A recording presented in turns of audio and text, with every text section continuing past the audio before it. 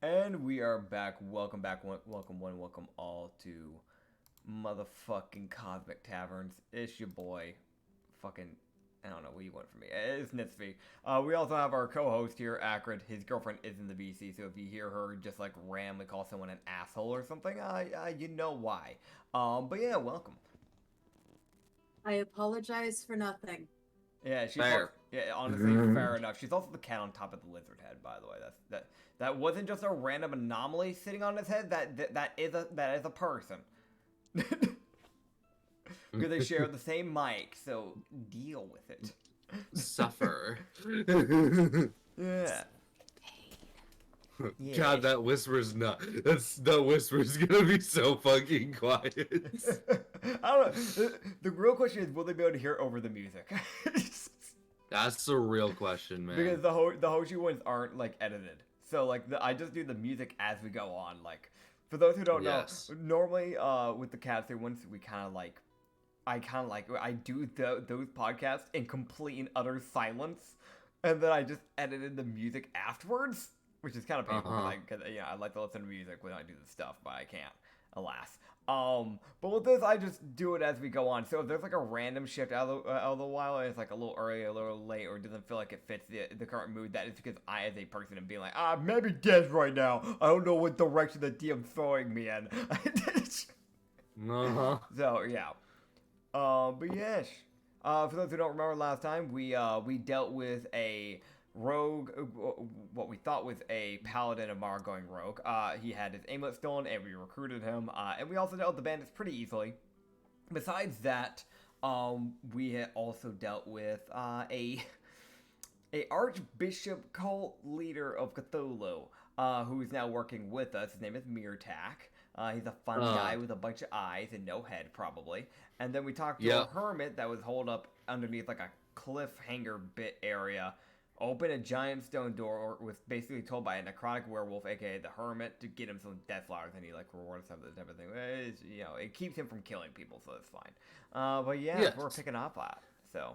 Yes, Mirtak would have he's waiting for when Oji and everyone walks out. Yeah. And he lets Hoji know that while he might help out, one of his main goals is keeping the hermit sane. It's fair. So he will often probably have to dip to get flowers and bring them back. That is completely So he'll probably fair. just teleport. He'll just teleport himself and then get back. So it's there's 2 days where the party he's with will not have their cultist. Yeah. I mean it's fair. We'll probably I don't know where we'll assign him, but we'll figure that out in a while. But there's also something that I talked with Acrid about lightly behind the scenes. Probably something that we should mention. But Hoji, since he is currently the only one running the actual core, since he has gotten proper approval, from what I understand, from the Elven, he needs to actually be able to reach out to other kingdoms and actually help them out, as the president asked if he was going to be willing to actually help out other countries if something were to happen. So he wants to have proper spokespeople for each country. That way, if anything goes down in those countries, that person can call the shots for what's happening in that country. And if something big that affects globally, every country has a say in it, and then they'll run it by Hoji with whatever final decision they make, and then Hoji would make the final call. If something global were to happen.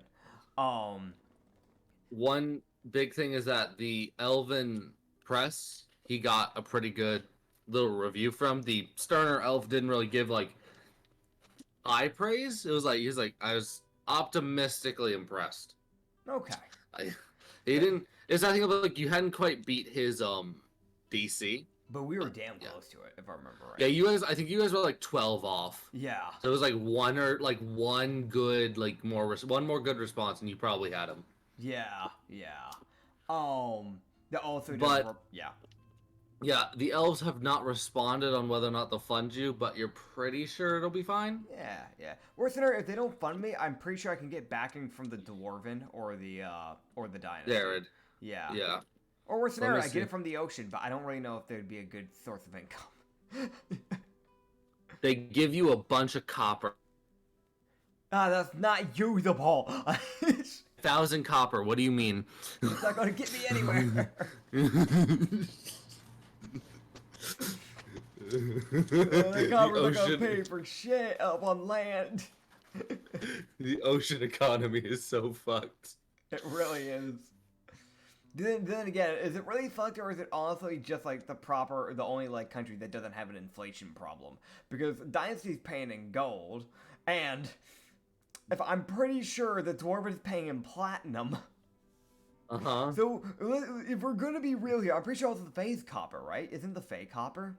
The Fae is like copper and silver. Yeah. So like, if we're being honest here, if copper was their original cheapest form of income, then the Ocean Kingdom's the one that doesn't have a fucked economy. It's just that they haven't experienced inflation because they've handled their stuff properly. So maybe. Wow, the surf is a fucking shit show. And the orcs work in copper as well. But they love gold. Yep. It's not that they don't have an inflation problem. It's just that the orcs just refuse to use gold because they like their gold. That's the difference. They wouldn't be paying in platinum if they didn't do that. Let's be real. Yeah, it's like, what is this gonna cost you? 10,000 silver. You got it, bitch. Like that's an orc interaction. It's like just like a steak in a tavern. It's like, wait. I want my axe sharpened. 50 million copper. Got it. What do you mean you have that? This is the most like. Everybody has one of those dimension pocket bags. What are they called again? Bag boy. Bags of holding. Bags of holding. Yeah. My man. Listen, man. I rarely have those, so I don't think about their name that much. You should. I mean, it's that weird thing of like a lot of D&D parties I know that I'm not in. Like, it's like that common item that everybody seems to get.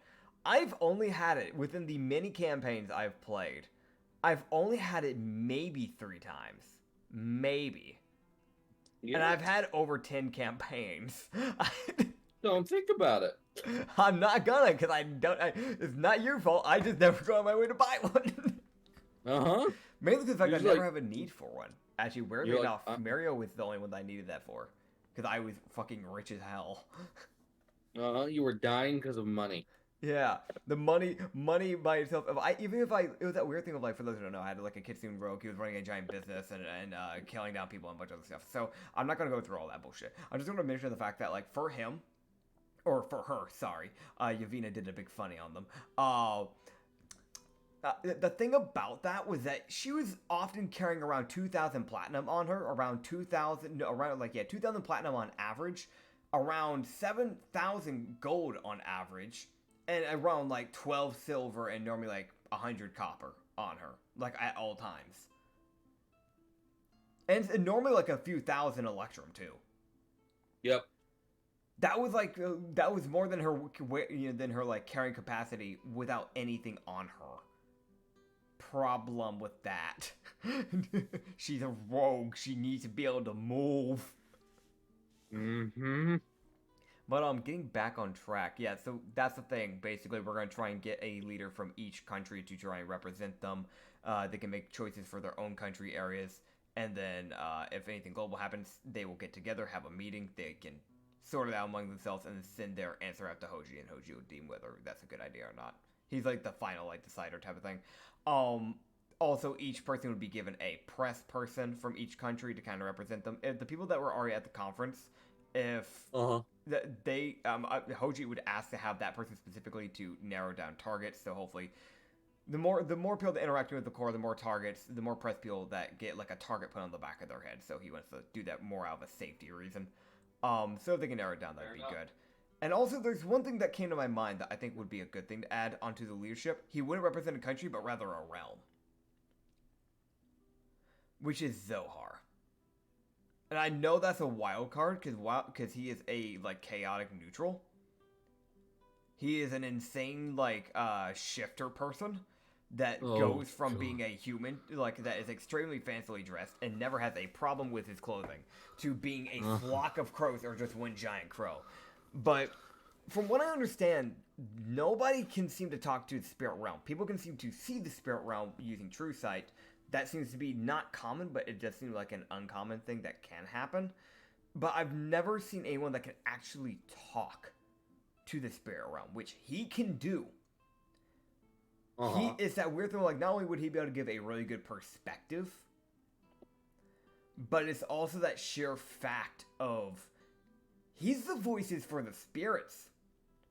If the spirits start getting angry because we're messing with stuff that we shouldn't be messing with, nobody would know besides him. Yep. So I think it's a good idea to pull him off of the fighting area, like off the fighting fields, and have him more as just like a investigation and leader only type of deal. Calling Fair shots enough. specifically for the spirit realm. I feel like that's a smart thing to do.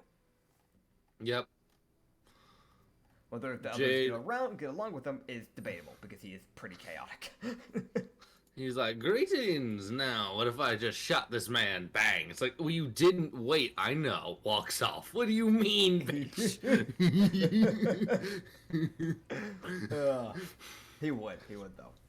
He's the type of person to be like, you deserve to be shot. Shoots him in the knee and walks off. He would though. He really would. Or Uh-huh. just turn into a bunch of birds and land on you. Just to inconvenience you. Yep. A murder of crows appearing on all your shoulders, your head, your toes. Like there's one that somehow attaches to the side of your knee, like just horizontally attached. Yep. Yeah. They all start pecking in unison. Yeah. You take 66 like piercing damage. Yes. So, getting back on track, we were going to be heading out to the fire Minotaur lady that seems to be attacking people getting near stuff. Minotaur is normally protecting, so I'm guessing she's protecting something. Yeah, so she's like 2 days up from Naporia, Yeah. So which is we're like gonna 4 head- days away for you guys. Yeah, so we're gonna head there and keep an eye out for, I guess, for death flowers. Yes. Yes. I mean, she's been killing people. There might be a chance, for those who don't know, death flowers grow on like corpses, basically. There's a shot there might be one growing on some of the corpses around her. Yep. Yeah. It's like an unfortunate, pretty good shot that that's happening. Yeah. Yeah. Sad, but it's true. Kishji, Kila, Alanya, Varbak. And Hoji. Party of And Hoji. 5. Yep. One of them got forcibly thrown into the party and is now just kind of tolerating her own existence. I mean, she was told once we get like to the next town, she can choose to depart if she wants to. He's trying to She give her. probably won't. She Yeah. probably won't. Because Fair. she's got a lot of steam that she'd like to burn off. That's so she's fair. fine with fighting. I mean, there's also just the fact that if she wants to have her own squad, she can too. Like that's a whole separate thing. If she wants to run squad. Probably be pretty capable. Yeah, I mean, she seems capable. Because we'll see if she ever gets into a fight anytime soon. But yeah, I guess onwards. We're 2 days away from her, so we might as well, mosey Yeah, so on you guys over. have already. So if you guys already you guys are 4 days away. 4 days away from So- Noboria, 2 days away from the Minotaur lady, if I remember correctly. Am I correct? You guys are. No. No. If you guys just left the clergyman, right? We just left the hermit. Yeah, that's the hermit. Yeah. Yeah. Yeah. Yeah. Okay. Cool. So you guys, that's where she's at. Yeah, you guys are 4 days away from the Minotaur, who is 2 days away from Naporia. Gotcha. Okay.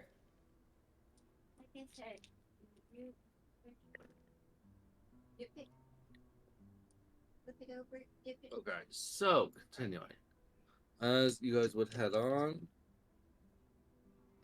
the day where you guys sleep would go by just fine. It's quite Alright. calm. Yeah. They did find out that and this is just as a reminder for you and myself, that Louis did get the Livia. The Medusa Livia. head girl. Yeah. yeah. The poor child. Yeah. Yes. Yeah. He did pick her up. Yeah. Does Louis just send a little report on how she's doing? Yeah, he will. That'd be How good. soon? Okay. I know when that letter's gonna show up. Pog. Out of all of them, yeah, Louis is pretty capable of dealing with that. But it's not now. He's like, I gotta be more careful. Damn, and I also can't move at 80 feet a turn. Damn. Just put her on your back, man, and go speed. He probably will. Yeah. He's not a patient person. That's why it's one of those like, oh boy, you gave the person who walks at a normal human speed to the literal snake man that moves at the speed of sound. He was the only choice. Yeah. Only person knows how to handle petrification. Yep. Yeah. It was also a good choice. Like it's one of those like it's like there's some things that don't work well, but it is like one of those like he is like by far the best choice to handle that. Yep. It's like there's clerics who can like like restore it, but still I think of like the cleric's not gonna know how to tell someone how to control that. Yeah. It's like I'ma help you. How? Stop it. Wait. It's free real estate. Free Oh, real boy. estate. Oh boy, we got Chris in the podcast now, everybody. Hello there. Welcome to. Hello. Yes. Welcome. But yes, as you Yes. guys would travel during the night, let's see what happened. Okay. Huh? All right. Oh, okay. Yeah. Oh, wow. Yeah.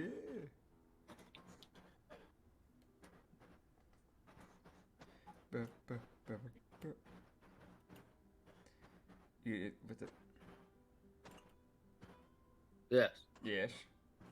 So what they would see as they're walking on like near the path, Uh-huh. they would see this sitting on the path. Okay. Let's see. What do I got? Like NPC visuals, I'm guessing. yes. Yes. I'm currently looking at a like white cat with a star symbol and a moon, a crescent moon, on its left leg, hind leg, with a witch hat on it. And there is a summoning circle with 5 lit candles, and it is sitting not directly in the middle, but it is sitting in the circle. Uh-huh. The cat's just vibing. Okay, I'm gonna roll like a perception check to see if anything else is around, or if it's just the cat that made this. It's an evil cat. 19 on perception. Okay. Is there anyone else here? Did someone like set this up? I like. This feels like a trap. There's just the cat. Insight. Dirty 21. Is this an actual cat or is this a polymorphed witch? He's like, you something doesn't see. Ah, that's a witch. That's a polymorphed witch. Is she permanently polymorphed? From what you can tell, you're not sure if that polymorph was. It's nothing if she might be, but she still has access to magic, even as a cat. I know we heard about a witch being out somewhere around this area. I don't remember how far. Write it down. I didn't write it down, and I'm kind of mad I didn't. But I remember. Okay. Yeah. So in Naporia, I think it was. Like there was a. Oh, was it? Oh, yeah. It was after like you go through into Naporia, and then it was 2 days east or something like that, right? Yeah, 2 days east. Yes. 2 days east. Yes. Yes. Yes. Yeah. Yeah. I do remember writing this down. Why did it not? It didn't save it. It D&D deleted Beyond it. didn't It deleted save it. Yeah. It deleted itself. What the Yeah. heck? Yeah. It did that because we were going to run into her while we're heading out 3 days east of Naporia because we are going to pass by her and then deal with the hermit kidnapping because that was another problem. Yeah, the hermit's kidnapping. Like the hermit, like kidnapped a witch Yeah, kind of yeah, what... okay, yeah. So actually, that witch might be, yeah, yeah. Okay, yeah. That checks out. I've got everything prepped for that. So yeah. Okay, so Hoji would speak in Ekin, which is the dynasty language, and he would just kind of look to the cat and go, "Do you need help?" Cat looks over, like plops its head to the right with its hat still on. Okay. Its hat like kind of goes to the left, so it's just this weird like the hat's now on the side of the head. Yeah. As the cat just kind of stares at it and goes, "No." It just says no in Ekin. He's not surprised because he's already picked up this with a witch. He's just like, so what are you trying to summon exactly? If it is alright for me to ask, of course. You are kind of doing out in the middle of the road. I'm trying to undo this polymorph.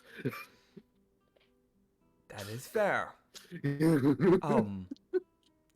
Keela, I know you're a bard, but do you know anything about this? Unlike how maybe you try and deal with this. As far as I'm concerned, I'm a warlock. I'm more of a phantom warlock. This isn't my cup of tea.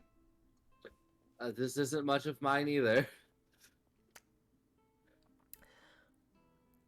I'm a bard for inspiration. Like she's just gonna sit there like I inspire people. I don't. You just look to the cat and just kind of go, okay, well, what do you need to fix this? Do you have an idea? She's like, I'm pretty sure I know how. The one problem I'm having, you see her like turn and like push a book out like with her paw and something like it's clearly very difficult because she is a cat. Fair. You were trying to help her. She's like, I can't open the book, so I can't read the fucking I can't read the magic I need to read. Fair, yeah, he'd open it and help her with that. It's the most just like she was probably set up in the middle of the fucking road so somebody would find her. Fair. So they could open the fucking book. Because she sat there all day and was just like, please, someone, at least understand I'm not a cat. No? Yeah. Okay.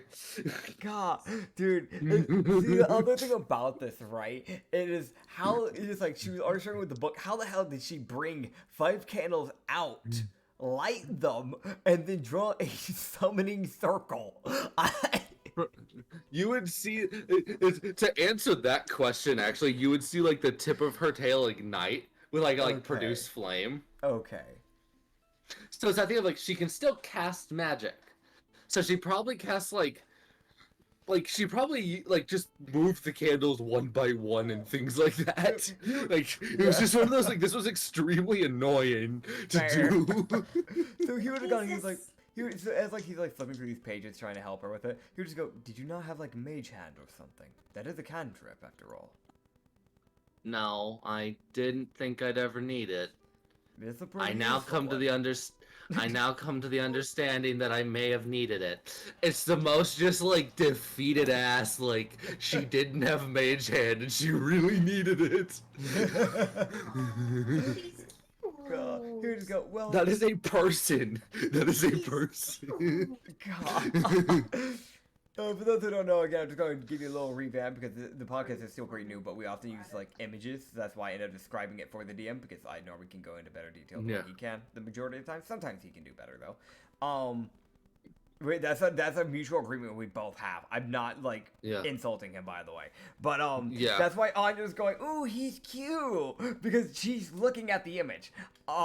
Yes. Yes. Yeah, he would just go, maybe whenever we get you fixed, you should look into that. So what page are I we probably looking will. for? Page 204. All right.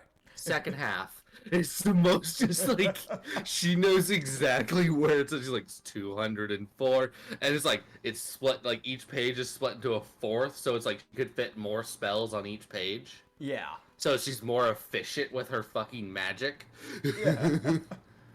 Fair enough. I apologize in advance. I am making dinner, so if there's any background noise, Fair. Yeah, I'm making sure Acrid is fed. fair. I appreciate it. It is appreciated. So if you hear like the screaming of a fish as she's cutting it up alive, just don't mind it. Yeah.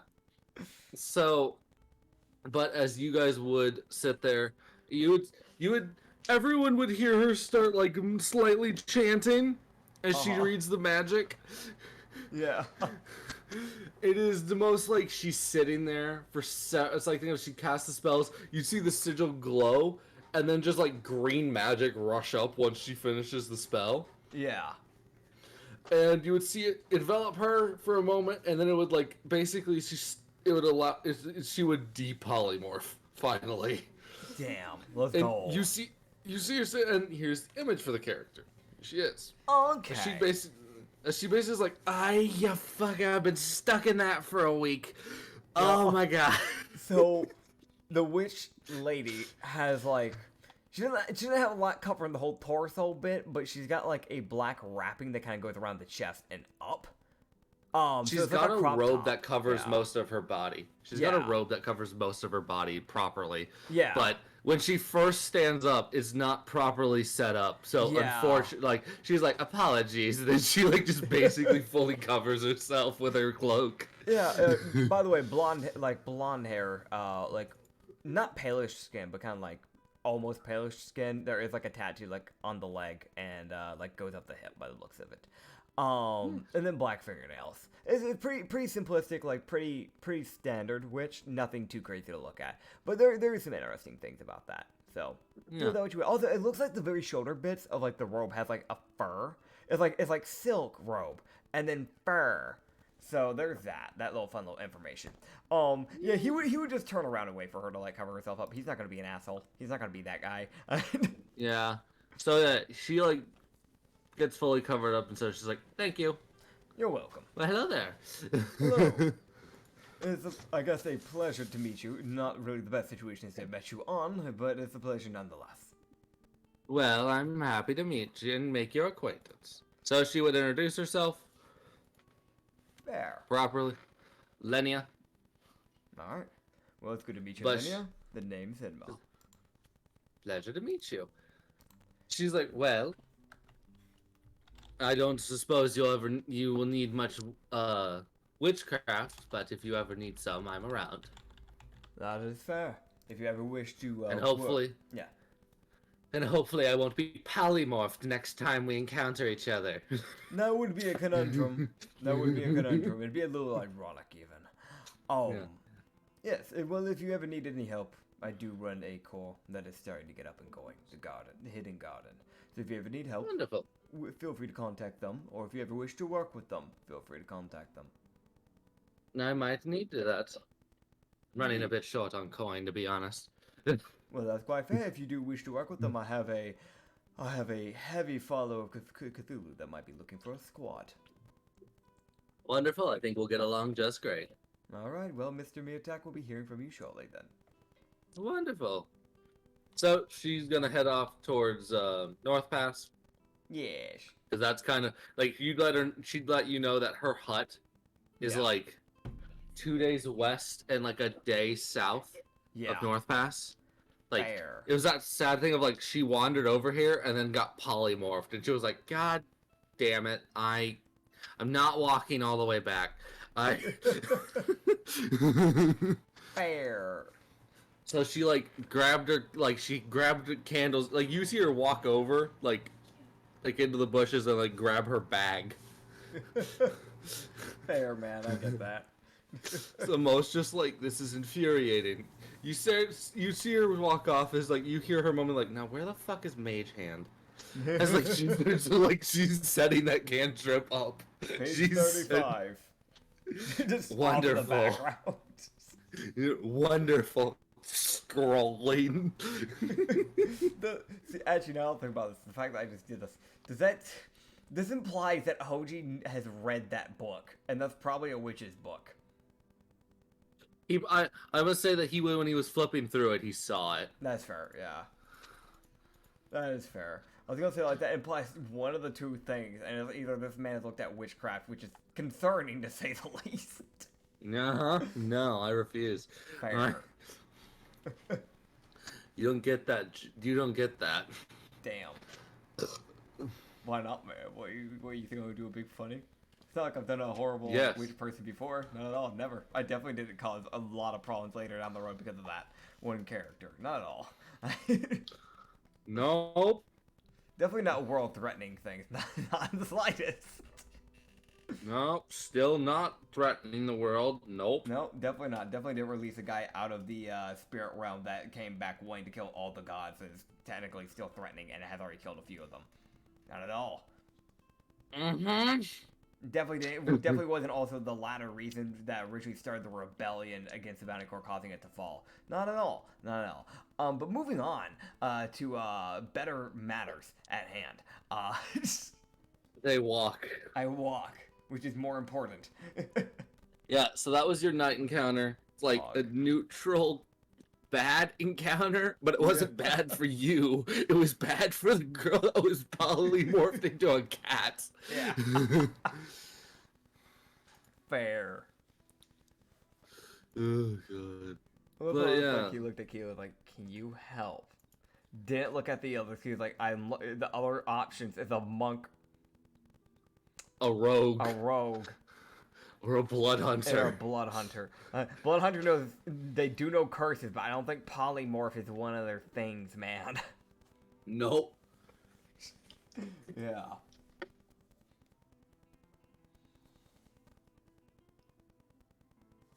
So. Yeah. No, but yeah, that was that encounter. Yeah. Yeah, but other than that, the night's pretty uneventful. You just got to interact with a person who was stuck as a cat. You gotta love it. It was a good little encounter. Yeah. It's a fun little encounter. Funny little encounter. Yeah. But yeah. Yeah. Yeah. Yeah. Yeah. Yeah. Yeah. Anyways, Yes.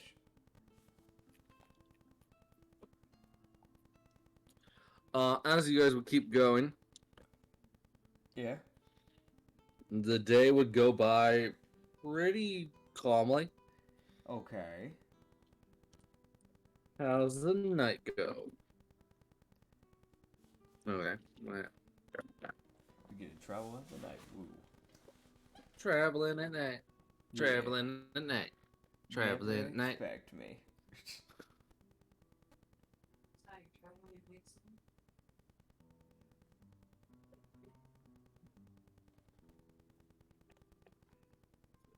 Oh boy. Yeah. So as they're going, they would hear kind of like off and to the right. Mm-hmm. They would hear like singing. Okay. It's a very weird type of singing. The only person who it's like Hoji can roll to see if he recognizes what this is. Okay. It's a history check because there's a shot he read about this. Read about these type of songs. Fair. I mean, if it's Elenia historic, then and he might have an Varbuck. advantage just because he was a history teacher. But he has a +6 in his history, and so with a natural 12, that is an 18.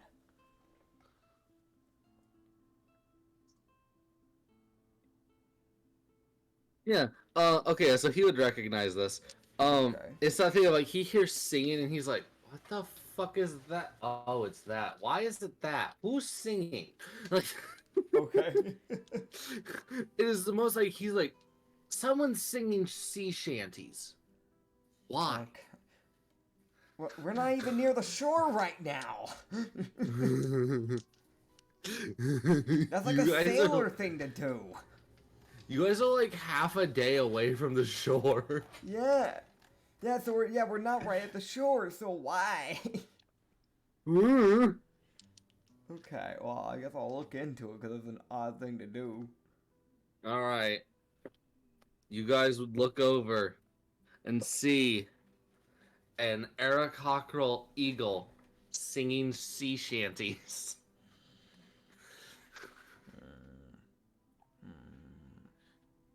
It's an eagle. America, fuck yeah.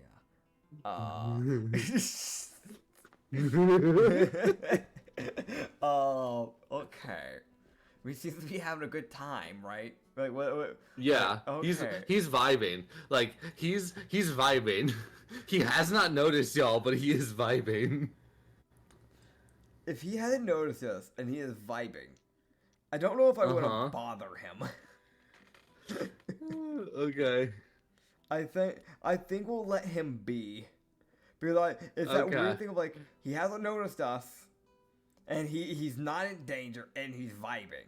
I'm not gonna ruin his mood. Okay.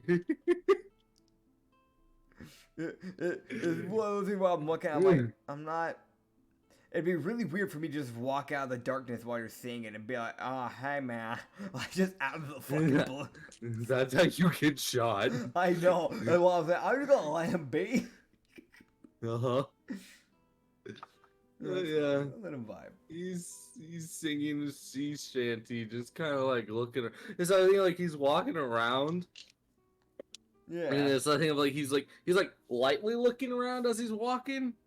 Yeah. So he's probably looking for something like lightly as he's just walking around vibing.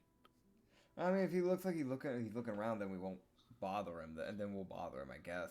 If he looks like he's looking for something, that's something different. It sounded like more like he was just hanging out like at a campfire or something. That's what came to my imagery because it wasn't really described. So my brain just went to he's probably just hanging at a campfire. So I'll let you guys know this then. So here's what happens. You guys are walking up. He is kind of like he's set up camp for right now. Yeah. But it's that weird thing of like you can kind of tell by looking around that he's probably like traversed most of the surrounding area, probably looking for something. Like just there's a lot of like overlapping footprints from Aerocockerel, like walking around. Okay. That makes a difference. But he is still vibing at a campfire technically. He's just there. Yeah. I mean that's a little bit more worth interacting with because there's an actual reason to without like bothering him. Yee. I'll approach him. Alright. So you approach Yeah. this eagle Aerocockerel. Yeah. I'll approach him. Replace this outfit with an eagle head. And that's what you're interacting with. Great. Without the rapiers out. Gotcha. So just picture just an Aerocockerel as an eagle. Light pirate-like clothing, like red bandana, like tank top, like no sleeves, like but has a black collar that's kind of popped, and then like a necklace that has like a bunch of like teeth on it and a rapier, and then a belt. Yeah, like that. Yeah, like it's pretty just like standard pirate attire. But it's an eagle. Yeah, I don't think I have to describe what an eagle looks like for you guys. You guys can look that one up on the internet. I don't think that's very hard. Oh, okay. I'd approach him. Yeah. All right. So I go, are you looking for something? Oh, yes. Yes, I am. What are you looking for? I'm looking for my captain. Our ship was sunk and I was tossed ashore over here. So I'm wandering around to see if I find anyone. He'll throw his raven up. See if he can get a bird's eye view to see if he can pick up on anyone. Alright, the bird will look around. There's that thing of like the Aerocockerel's probably just gonna start working his way like west. Like looking. Fair. It's like one of those things where it's like if we don't see him, we don't see him. Like we can't really help this guy too much. Yeah. But like the best we can do is at least send out the raven, see if it might see anything up. So like if at least we'll be able to let this guy know if it's nearby. Like that's at least something. Yeah, so the raven like kind of flies up and kind of looks along the shore. And he looks down. And I think of it can't really see into the forest all too well Yeah. because of the trees, but it looks along the shore and it like doesn't really see anyone within like 2 days of travel. So Okay. So who does let know? He's like, well, from what I can see from my raven's perspective, I'm not seeing anything that is at least 2 days around this radius. It's a little hard to Wondrous, see, but I don't know if that helps any. I'll just walk down the forest for 2 days and see if I find anything, and then I'll search over there. I think I'll keep head. I think I watched a bit further east than most people would have been considering where our ship was. That is fair. Well, I can't really be of too much help to you, sadly enough, but if you Quite all right. don't manage to find your captain, or if you end up needing any aid, my core, the hidden garden, does have some areas hooked up a little bit up north. So if you go around like White Ridge or areas like that, you might be able to get a hold of some help. They might be able to help you find something. But as of now, I'm currently on a mission, so I can't stick around for too long. I'm sure you can understand that. Yes, quite all right. Well, I'll let you be on your business.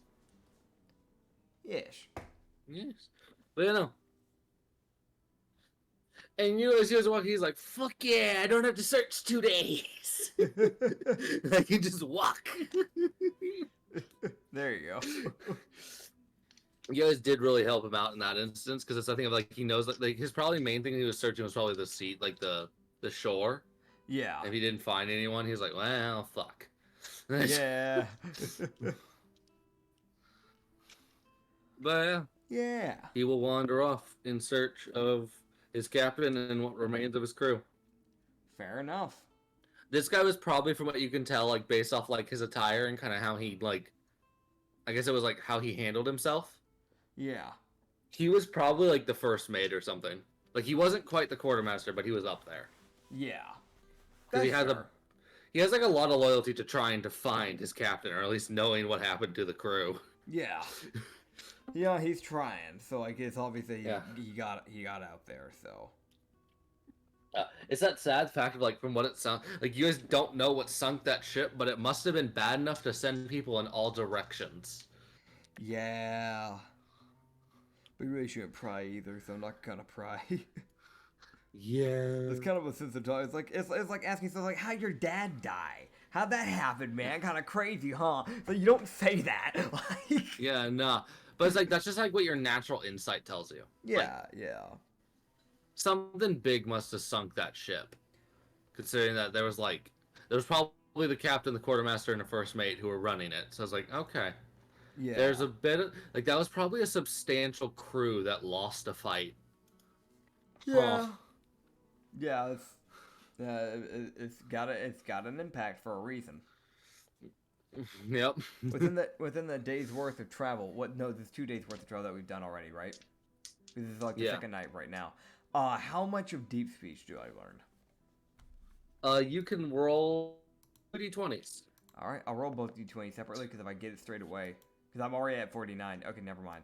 The first one was a 3, so a 3 and then a 19, so that's 21. So 21 plus 49, bruh, that gets me. Hold on, I'm gonna double check this real quick. I want to make sure I'm doing my math right. I'm pretty sure I passed it. 21 plus 21 plus the 49. I'm pretty sure that's going to equal to 70. Yeah, I'll double check in my brain because it's around that time of the night. But yeah, no. So I've fully learned deep speech now. I hit the goal. Whoa. I went past the goal, in fact.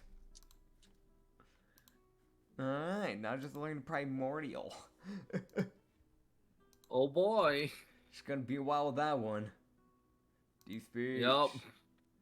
I think you have a book of like a language. I think you have a book of a language. I do. I'm pretty sure I have it of terrain. So. Yes. Yes, a book of terrain.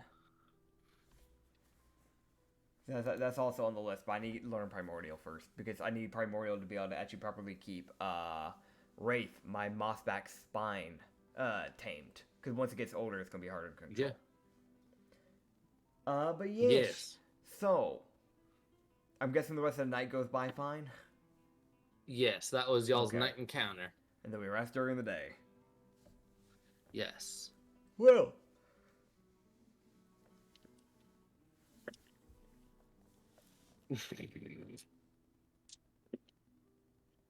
Alright, so you guys would set up camp, and there's like a couple like pretty like knotted up trees kind of nearby. Yeah. You guys just kind of look at it like, yep, those exist. Moving on. Like, but you guys would then, as like Hoji's sitting there like minding his own business on watch. Yeah. He's like, you would just hear like from like behind him, just like, not often I see people camping here. Raven's eye. What is he seeing from the Raven? The Raven, which is looking directly backwards. The Raven is looking at this person like, what the fuck are you? Yeah. Yeah, what am I looking at? It's the thing like Hojiro won't turn around, but he's using the Raven to look at him. Or her. This person. Oh. Okay, that image, why is that image so, like, messed up? I can't, like, properly see the rest of the body. I don't know if it's Discord, but it's extremely pixelated and clear on the bottom half. Yeah, I saw that too. Hold on. Okay, yeah. I'm gonna retry to send it again. Okay. There we go, that's better. I don't know why I did that. I don't know if this is a guy or a gal. But long hair. Y'all. Think of like a leprechaun. This person is very much dresses like a leprechaun. I'm gonna be honest, like that stereotypical leprechaun. Long green, like top hat with a bunch of floral stuff on it. Probably a druid. Like seaweed, aqua green hair, like seaweed-esque looking like skin. Pretty like, what's the word? It's definitely an older person. Like they've got like the very like wrinkly like face and hands. Very well dressed. Well, not well dressed. It's that weird thing of, like their suit and their pants are like definitely dress pants. But it's like it's green, but again, it's covered in like nature stuff. So it's like it's quote unquote, it's in good condition for what it's being exposed to. That's a good way of putting it. Yeah. There's like a bunch of roots all over her like hands. There's like barnacles growing on her like right hand. Roots on her like arms, both sides and shoulders, and on like on her like calves as well. Very interesting. Okay, you just go. She's just sitting in one of the knotted. Like he, it thing is just sitting there on one of the. They on one of the knotted trees, just looking at they. Yeah. We don't know there, so for them, just they. Yeah. You're just gonna them. Go. Can you tell what type of race this is? Nope. You just go, I don't think I know you, but it's fancy seeing you here nonetheless. Yes, I don't often see people camping here, so I don't often say hello. That is rather fair. Who are you? Well, I'm just one with the trees. I'm simply here. Like a dryad. Of sorts, but not quite. Fair enough. I'm guessing you prefer nature by the looks of it. Yes, I find people to be quite taxing. I understand that completely. I have to deal with a bard every day. I can't stand that. It's just the most, it's like, no. It's like, but yeah. what is needed. Yes. Yeah. You'd kind of get together Joyce of like, she would actually introduce herself, revealing that it is a she. Okay. She's something. She introduces herself as Sophia. Okay. Gotcha. Here to go. Well, the name Mr. Enma. Pleasure to meet you. Yes. I am a guardian of the trees of this local area. That is fair. Someone has to So- look after it, I'm guessing, after all. Someone has to keep that corruption at bay. Yes. The Reaper can only do so So- much. Yes. But these knotted trees are my sigilers that I am here. So I didn't expect to see people camping here, but also most people don't know that I exist. Well, it's good to meet you. So yeah, she would introduce herself. So you have found Sophia, a guardian of the forest. Fair. Yeah, you were just gonna go, well, I have all night. And I'm guessing you might as well. You might as well But talk of at least. course. Yes. If you have any stories or anything, it's always interesting to hear. We can exchange a little bit. At least keep each other Oh, entertained for a night. Yes. Let me see what I can think of. What are the trees telling me? Ah, there's that. There's that slight quizzical, like, right eyebrow that gets raised a bit, like, why are you talking to a tree?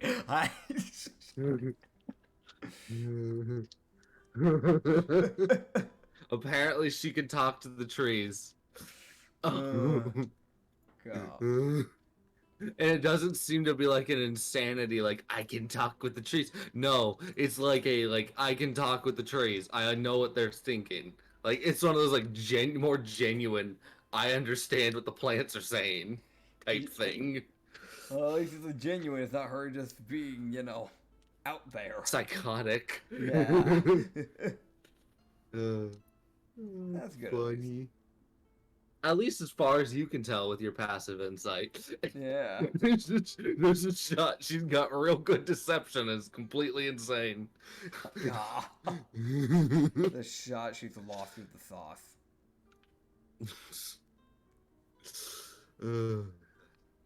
But yes. So what's the story she brought up? Yeah, so she would bring up. She's like, there are several groups of knotted trees nearby, a couple days away. From what I can tell, you seem to be heading towards them. Yes. Yes, we're heading towards a Minotaur that seems to be killing people getting near a path, so. Ah, yes. Well, tell her you know Sophia. She Will might do. actually talk to you. That would be good. I'll let her know. I'd rather talk her down than have to fight her. Personally, I like her. She's quite friendly when she's not having to guard. That's fair. But after one person decided that they would move her sacred artifact, she's had to get a lot more protective. That is fair. As far as I'm concerned, you must do what is needed when it comes to something like that. Yes. She Uh-huh. will not. She can't let that artifact get out of her hands. Mostly, at least from my understanding, when it comes to a Minotaur protecting an artifact, most of those artifacts don't need to be out in the world. Yes.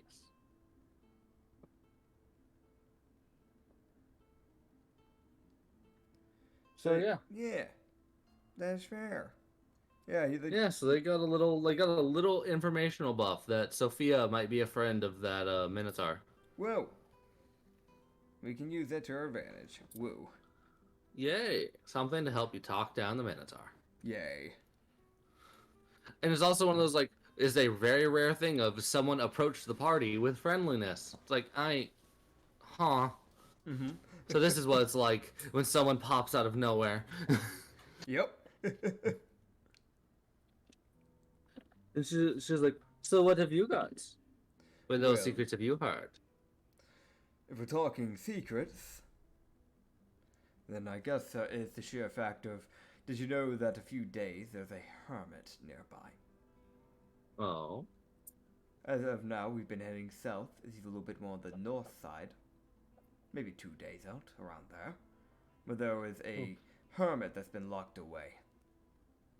No. On his own, by his own doing, of course, but not a necrotic werewolf. Trying to keep from killing Fascinating. people.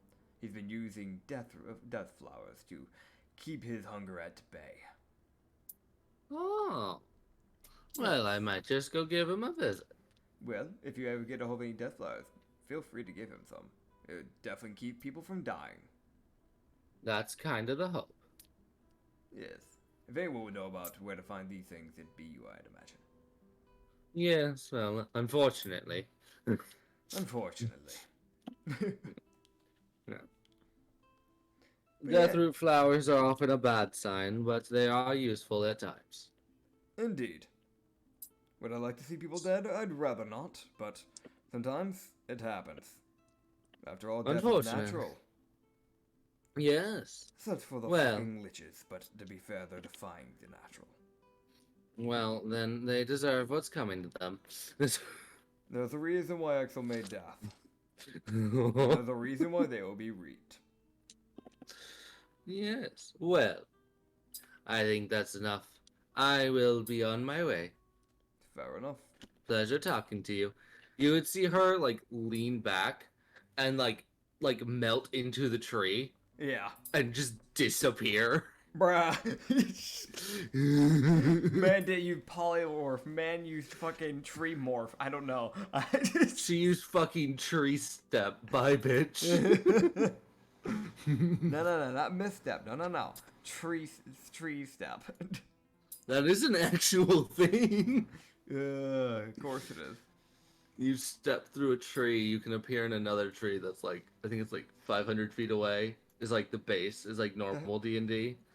That's so stupid. That's such a Why? that's such a niche thing. It's something that dryads can do naturally, and most treants can do it. Fair. That's funny. The creatures that exist in the in forests can use it, and it's one of those things like they just materialize out of the tree that they step out of, and it's like, hi, bitch. Yep. Oh, yeah. Yeah. Yeah, I'm gonna keep on moving though. Yes. Yes. Psycho lady with her 6 fingers. Huh. Look at her hand. I didn't want to look at her hand any more than what I had to already. Yeah, she has 6 fingers. That's not counting the thumb. You still can't see the thumb in that picture. There's 7 fingers. No. That or she has no thumb, but if that's the case, that's gonna make it really hard for her to use basically anything. Opposable thumbs are needed. You don't know that. Bruh. You try playing a 3DS without thumbs. Ah, yes, the pinnacle of fucking human evolution. 3DS. Fucking 3DS. Oh god. No, see, I can make this worse and say you try using chopsticks without thumbs. Problem, you don't need a thumb to use chopsticks. I don't even use chopsticks. I know. I haven't used chopsticks properly either, and I probably should because I love using ramen. That's the proper way to actually eat ramen. But oh well.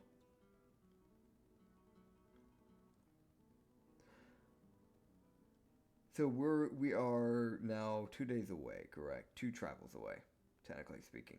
Yes. 2 nights, some would say. Yes. That was during the day. She greeted you in the day. Fair.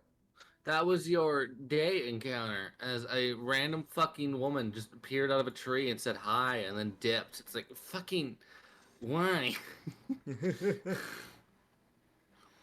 It happens, man. You know, it happens to the best of us.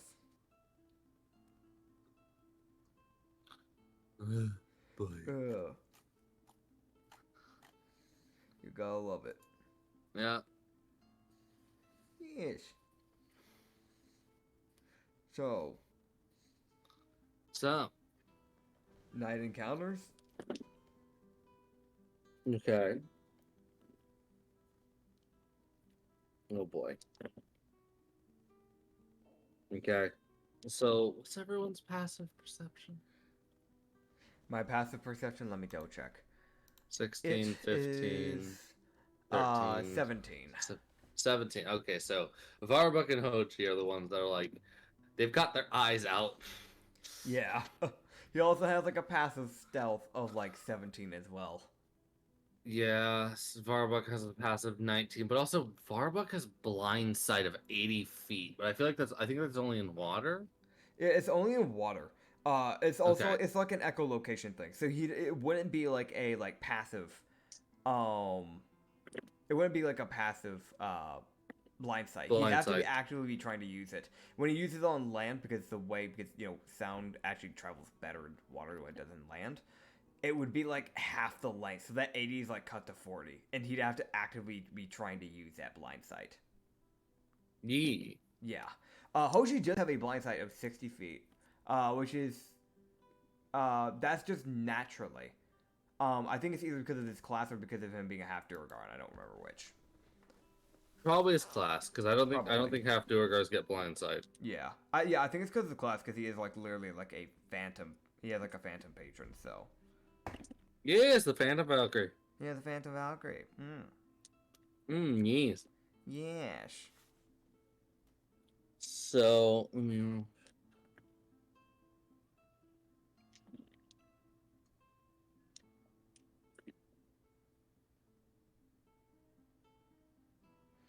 Yes. For those who don't know, this is the silence has happened. This is the thing that happens when I don't edit. But fuck you. Go fuck yourself. I mean, that's me preparing the encounter. Yeah, I know. Fuck off. I know. But some people don't realize that. So Well, they putting it out should. there. Yeah. Yeah. You should know this, bitch. Bruh. God. To be fair, it's also that weird thing is like normally D&D podcasts have like groups of people. So normally you don't realize that like silence. Yeah, because the people just talk to each other. Yeah. Things are going on. Yeah. Meanwhile, there's me who's just standing here like, yes, quack. Yes. Yes. Yes. Yes. Yes. Trying to get a group for a D&D podcast is so damn hard though, dude. You have to actually get people who can actually be relied on to stick to the schedule. Huh. Problem, a lot of people can't seem to do that, sadly enough. Nope. Yeah. And then there's us. Yep. Fucking Two D&D people. fanatics. 2 people. Who play way too So- much D&D. Yeah. Wake up, D&D. Stop D&D. Maybe play a video game or sleep. One of the two. Yeah. So, Hoji's passive perception Yeah. would he would lightly. It's nothing of his his raven Uh-huh. lightly detects looking around. It's like, all right, wait a minute, wait.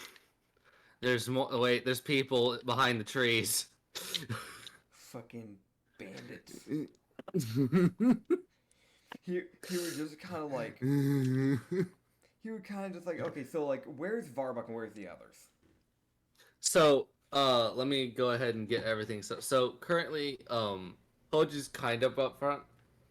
Yeah. Beside him is Kishji, who's just kind of walking beside him. Then Keela's behind him to the left. Yeah. Then Elenia's kind of off to the right, and then Varbuck is behind him Okay. So as they're walking. we have that hive mind telepathy, right? Yes. Hive mind telepathy. Right now, because for those who don't know, it's hive mind telepathy is a thing that comes with Anglarians. That hive mind telepathy only connects with people that he sees as allies. So who's currently in that circle right now? Everyone in the circle excluding Kishji because he hasn't gotten to know her enough. Fair enough. So he would let the others know, hey, there's people behind the trees. We're probably about to get ambushed. So here's the plan.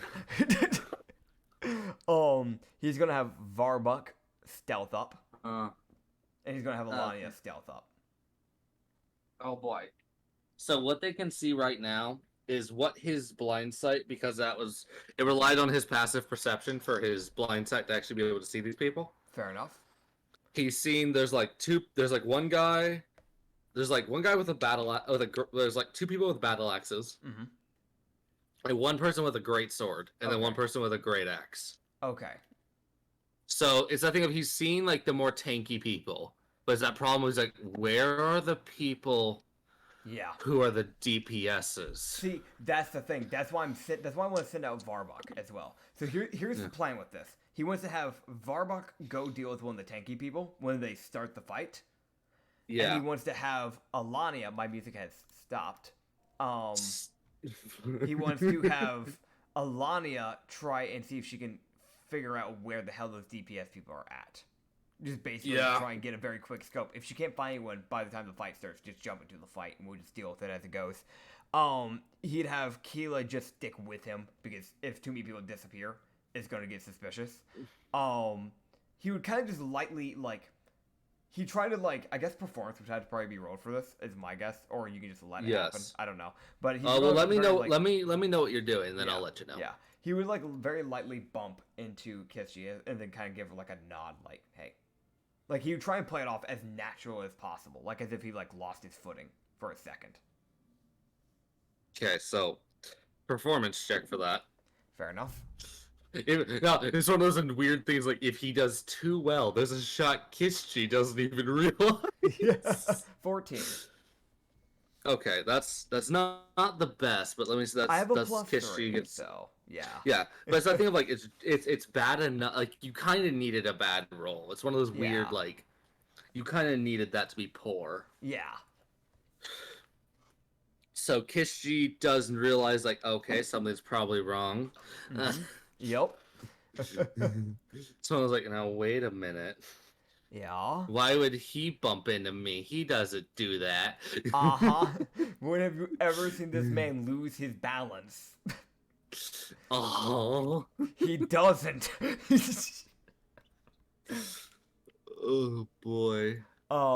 Yeah. Yeah, so that's how that was gonna go. Oh yeah, by the way, before Varbuck stealth, can I do something? Maybe. Well, actually not Depends. Varbuck. I want to do this for Alania, actually. Because she's Okay. like to my left, so it'll be easier to do this for her. Yes. Actually, because of stealth, can I cast invisibility on her using my shadow touched feet? Sure. Woo. So it'll make it harder for people to notice the monk with the gun. One. Oh god. Yeah.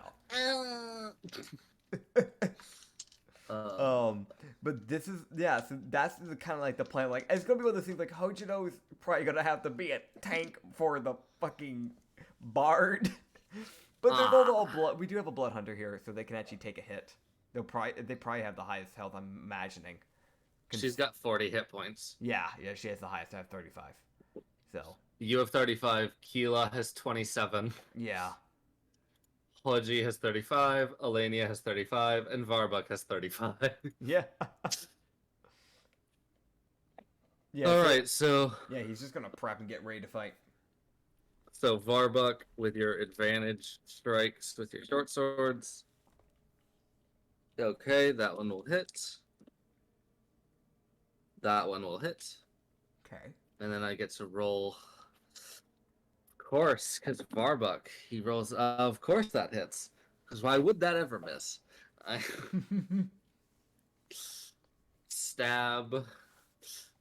Stab. Nom. Yep. Sneak attack. Yep. Varbuck, did you see anyone as he was walking around? There's a shot he spotted one of the DPS people and went for them instead. Oh, let's hope. Oh yeah, no, he didn't see. It was I think if he looked around, he was like, I'm not seeing them, but this fucking barbarian looks real easy to kill. Yep. So I'm gonna stab him. Fair. So he did 16 plus 14 plus 26 Damn. plus 8. Because sneak attack crit. Because everything crits because he's an assassin. Yeah, you're right. He caught him off guard, so everything crits. Oh god. Now let me see something. Okay, so did you go for? Okay, he went for the. Okay, so you would notice like the second Varbuck kind of appears and like stabs the guy with the greatsword. Yeah. The guy with the great axe essentially immediately turns around and looks. Okay. As you guys would kind of piece together, the barbarian that has the great axe probably has alert. Okay. So it was that thing if he was aware of his surroundings and he noticed that. Fair enough. So Varbuck unfortunately cannot crit him. But Understood. Yes. Okay, Yes. so minus. So the poor bastard with the fucking. Yeah, so the guy. Oh, God. So he's at negative 19 health. Yeah, the guy with the greatsword's dead. Yay! Roll initiative. Alright, initiative. Alright. To be fair, Hoji probably would actually wait to do anything, because he only got like a 6 for his initiative. Yeah, that makes sense. He Yeah. would. Now I get to roll for everyone else. Yeah. Okay, yeah, that makes sense for the fucking barbarian. He would have a really good initiative. Fair. What was it? I'm not gonna roll the initiative of the guy who's dead. You know, Yeah. it's there. I mean, you could also just roll all the bandits up in one go. It's up to you. No, I mean, that's what a lot of games do to make it easier on themselves. You know what? Fair. So they just all have a collective initiative of 20. Gah, of course.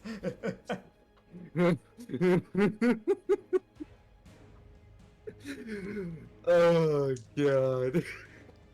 Yeah, I mean, it's one of those things where it's like, you can do either or. I'm not gonna tell you how to DM, but it makes it easier on you, man. I know. So like everyone's gonna go after the bandit. It's the thing of like Varbuck gets his sneak attack in, and then Yeah. the bandits go. Fair. Did Lania not find anyone? Oh no, Lania found someone. Okay. Did she get in the? What did you? Okay, so you spotted him. Did you manage to do the? Oh God. Okay. Okay. Con save. Okay. Boy. You hear a gunshot. Gah. Bro, you don't know where it came from. No. You're like, that's off to the left somewhere, and then there's a pained scream and gurgling. Fuck. She shot someone in the neck. Oh. Timing in the universe. Oh God, yes, this man has that much of my health, minus 28. Fair. Because critical weakness area. That's fair. Con save. Oh no. Oh, how are you awake? What? Okay. What do you do? Do you just keel over and die, or do you swing once? I don't imagine she's anywhere close to him if she shot him. It doesn't even matter if he swings. Okay, so out of nowhere, you see a dude. This just isn't happening before initiative, by the way. This is just chaos that is occurring before. God. Okay. You see a man with like the side of his neck shot through, Yeah. with 2 rapiers, run forward with like blind ambition, Yeah. and just stabs at the general direction of the party. Okay. So disadvantage to hit anyone. Yeah. I should hit. Right? Question mark? Right? With what? Yeah. He's like, I blindly strike. It's like, okay, dumbass. I get why you're striking blindly, but still. Yeah. Okay, so Hoji, that's Hoji's AC. So he can't hit Hoji. Yeah. Not very high. There's actually like no one in his way.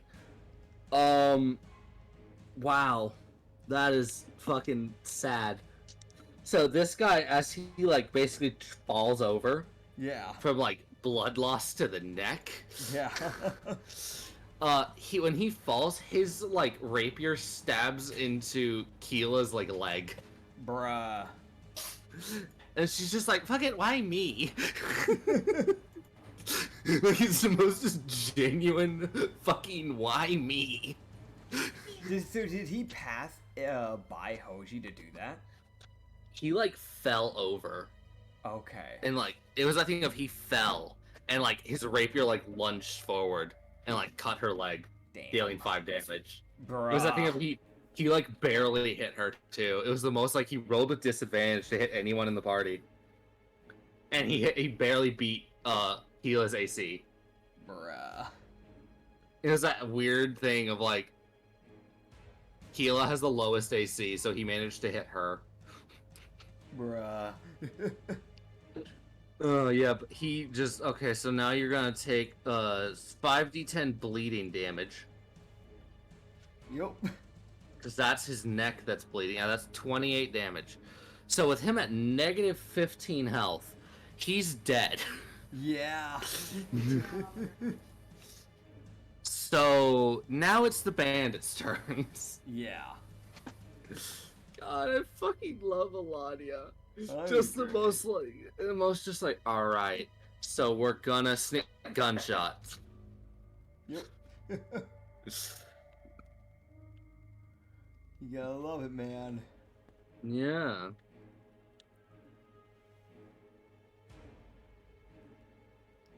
God, so yeah, we have the bandits, then it's Alania, Varbuk, Kishi, Kila, and then Hoji. Yes. So, first up, the guy with the great axe. Gonna take a swing at. What did you take a swing at? Probably. Okay, that's for the party. Yeah, that's fair. He's taking a swing at the rogue that just murdered the other barbarian. Because Fair that's one of those, like, that's a threat analysis, and he is fucking scary. Fair enough. It's like the party. Natural 5. The rogue, who one-shot a barbarian. Natural 18. Yeah. Yeah, okay. Very. Yeah, so the guy with the great axe is going for Hoji. Not Hoji, Varbuk. My Okay. brain defaulted. Yeah. So you see him swing, like run forward and like swing his great axe at like Varbuk's leg. Yeah. He like clips Varbuk's like left arm as like Varbuk tries to jump back. Yeah.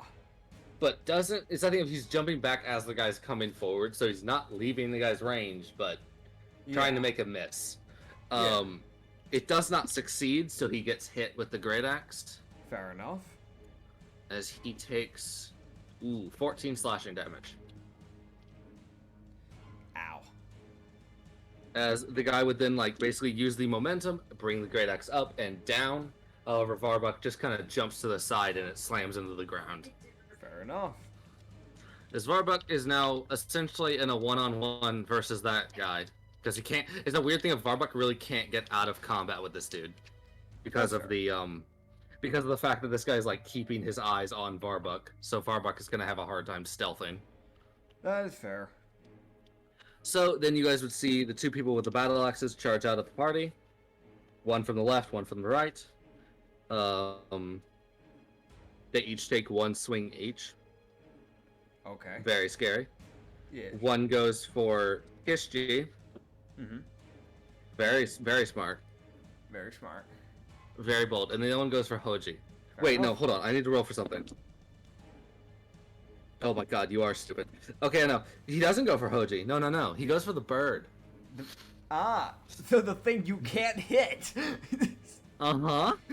So his like, you see this thing's axe cut clean through the bird, and the bird, like, it's nothing up. It would have cut the bird in half had that bird been real. Yes. The bird looks at him and squawks, "Dumbass." Yeah.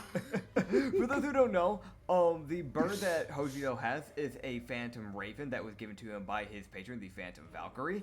When it is perched on his shoulder, it cannot be hit because it becomes intangible. When it goes up and flies around is when you can actually hit it. You can kill it, but it will basically respawn back, like, you know, in a certain amount of days. Or if Hojiro goes unconscious, it will despawn as well. So, temporary. Yes.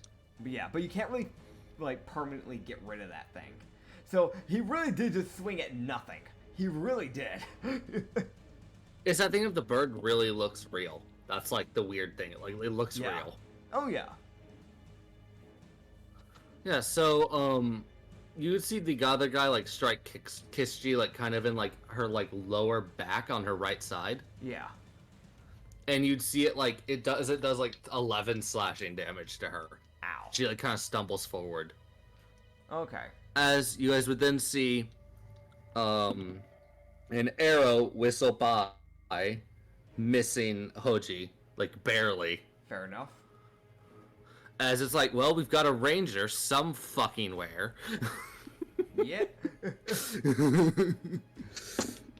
And then there would be, okay.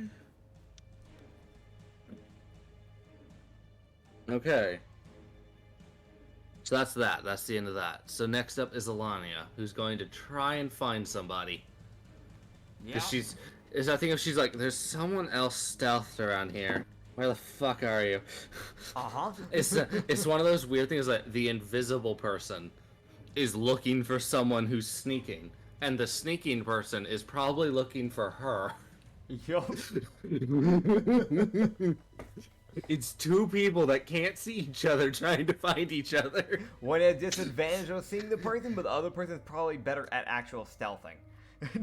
Yeah, it's like Alania, not good at perception, and the other guy's good at stealth, but the other guy has disadvantage to see her. Yeah. And she got a 23 for her stealth. Damn. She rolled a natural 17. Good for her. She's like, yay, I'm invisible. It's like, oh boy, she's having fun. Aw. Oh no. Yup. Mm. Okay. So that, yeah, no, she uses her bonus action to search. She's really trying to find this person, but she doesn't know where they are. Okay, so what does she do? That's fair. She you would hear yet again another gunshot. Ka. Okay. Oh boy, does this hit? She's rolling with disadvantage. Okay.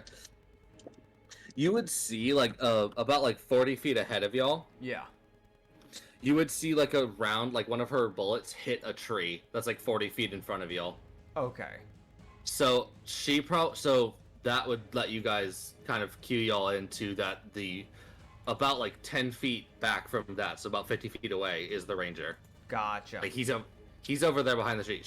She was shooting 80 feet away. Yeah.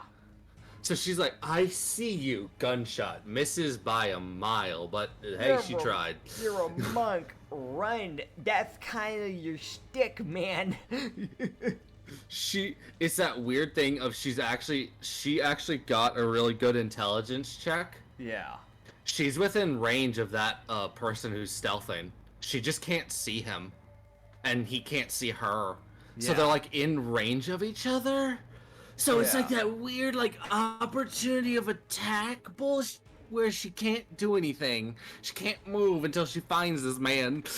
God, that's annoying. It's like the rogue that is stealth can't move because the monk is within range, but the monk can't move because the rogue's within range, but neither one of them knows that the other one is there. God. That's annoying. Oh, it's so stupid. Yeah. It's so funny though. Gotta love it. Yeah, but oh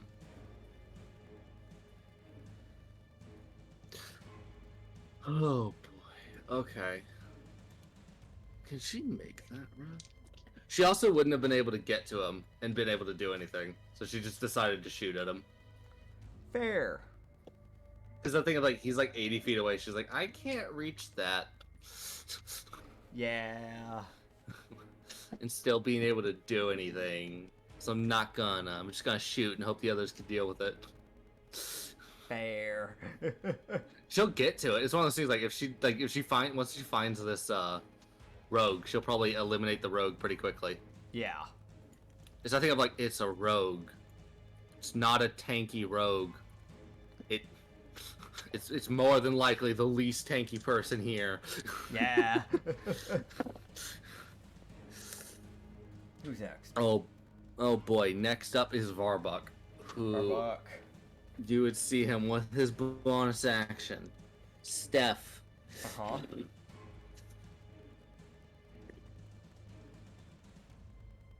Okay, it's like him, he's looking at the guy. He like walks around a tree and disappears, and the guy's like, I fucking hate rogues. You just hear him say out loud, I hate rogues. It is the most genuine fucking irritation at someone just poofing out of existence. Yeah, that's funny.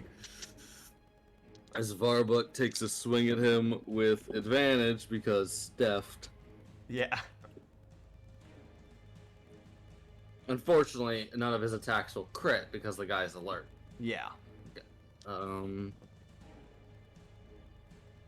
Oh yeah, he gets 5 temp health because he bit somebody. Yeah, he did.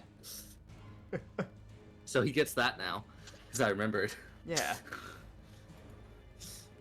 Actually, I'll just give him 5. I'll just give him 5 health back. There you go. Yeah. Yeah. He just heals for 5.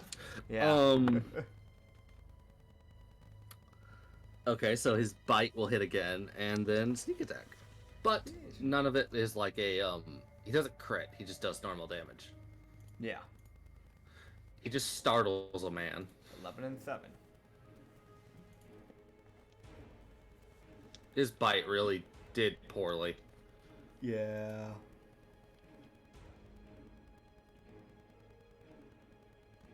It happens. Nope. 11, 7, 8, and 5. Con check for consciousness, because that was most of your health. You might. Yeah, no, you're fine. That's fair. That's actually, wait, no, you are raging, so you get this amount of health back. Yeah. Okay, so he's good. But you can tell that Varbuk probably knocked out like a fair little chunk of that guy's health. Fair. So, yeah, Varbuk's dealing with that guy as he now appeared behind him, annoying the shit out of the guy. Fair. Next up is Kishji, who is turning to face the man that stabbed her in the back. Fair. She casts Hex on him. Gosh, you would.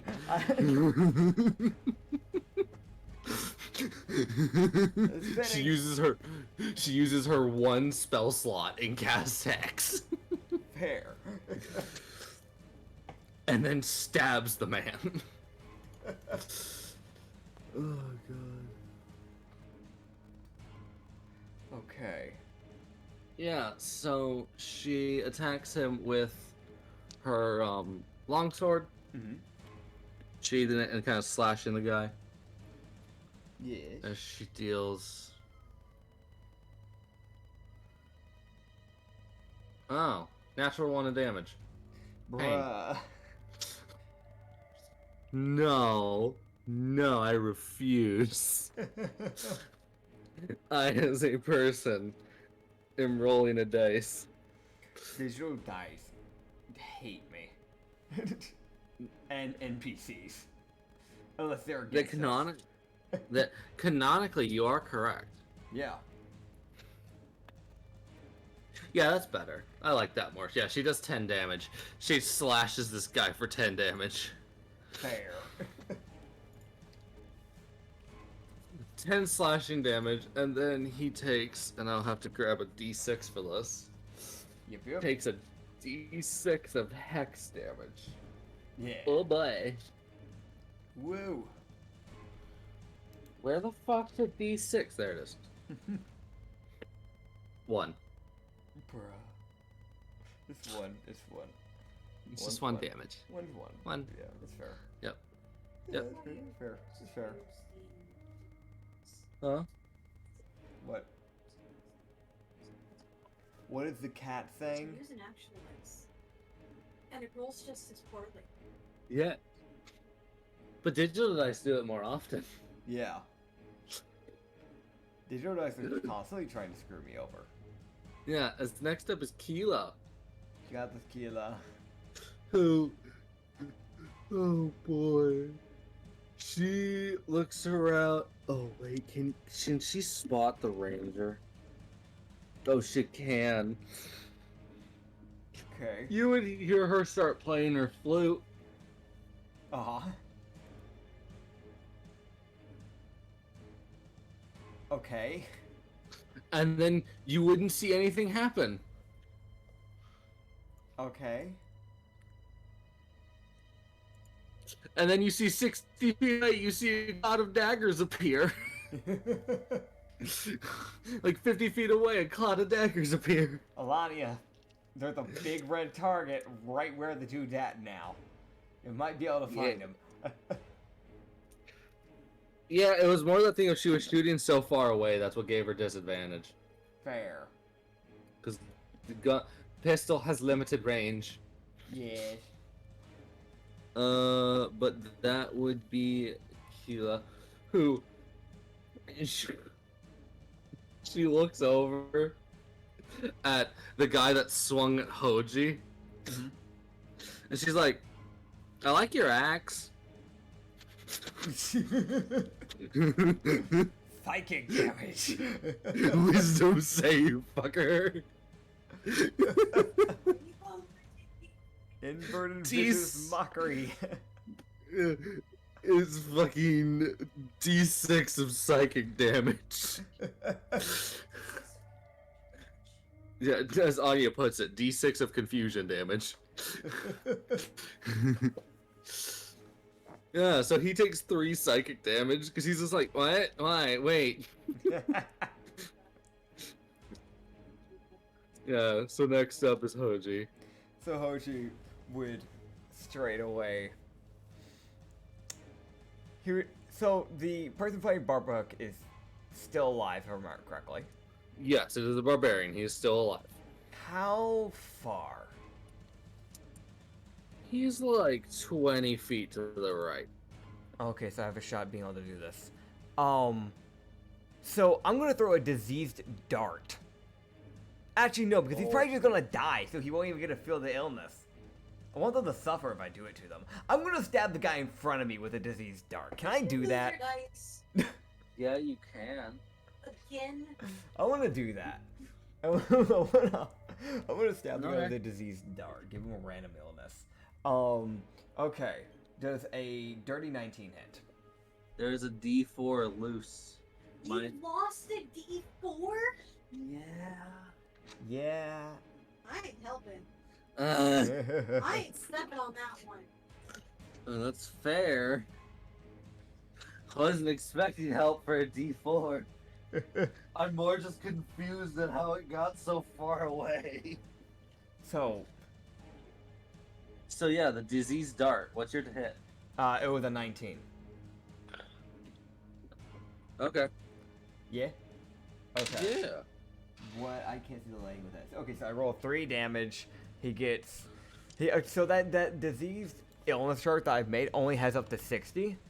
So... Yeah, so roll a D100. Okay, also let me pull up the sheet real quick. D&D illness chart. Let me roll D100. If it gets anything above the number of what we have, then I just gotta re-roll. Let me see. The D100.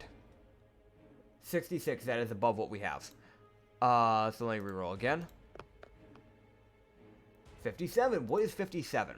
57. So, as he stabs this man with a dart, he gets nibbleitis. Upon contracting this infection, the host feels an urge to bite everything. After doing a melee attack, they must make a DC 15 charisma save. If they fail, they must use their bonus action to bite the target.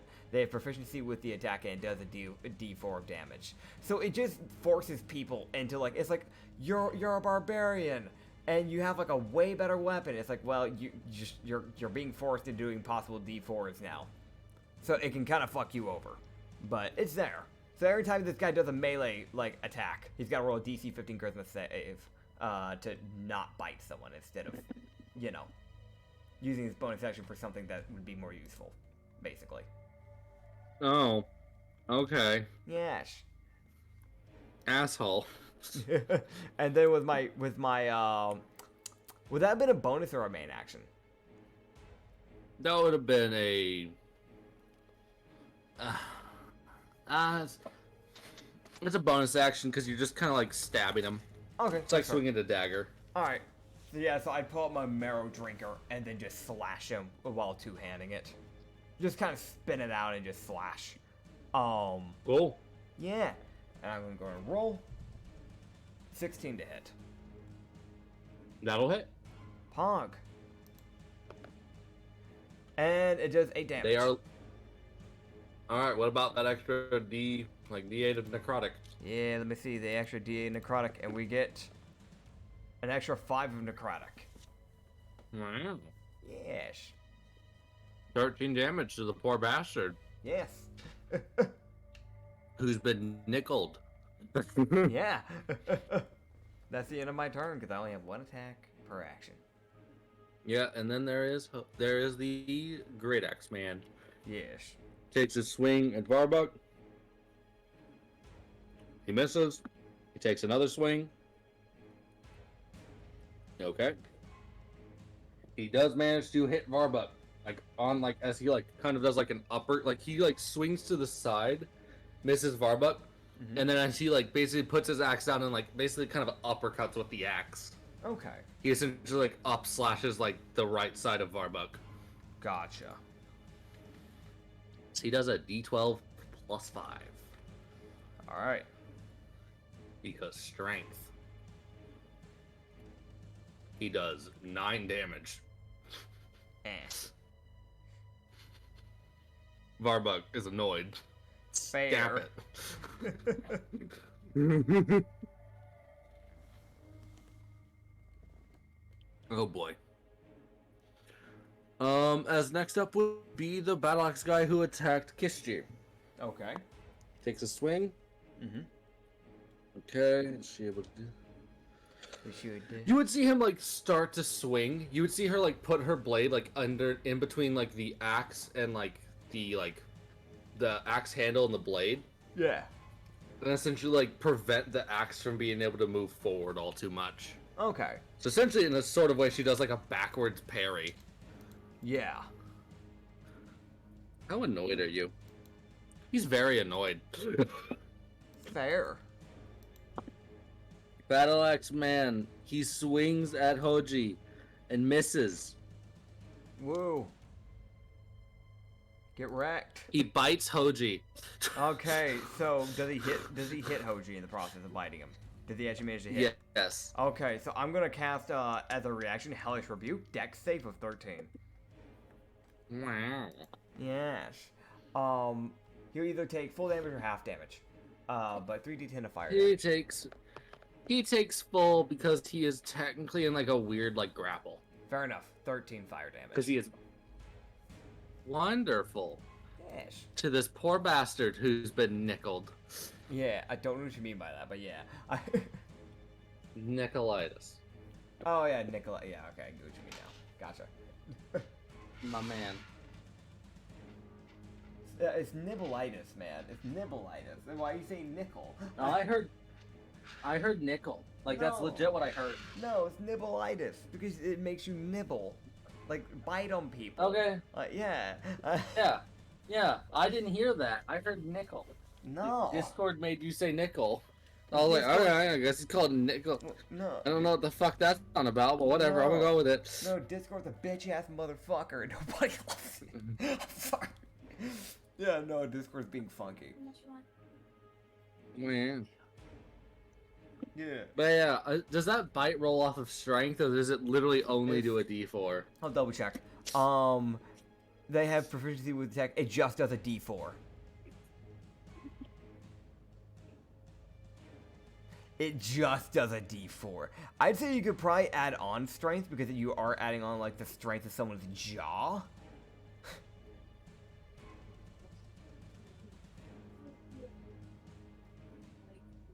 But the original thing just does a D4. Oh, fuck it. So you only take 2 damage. Okay.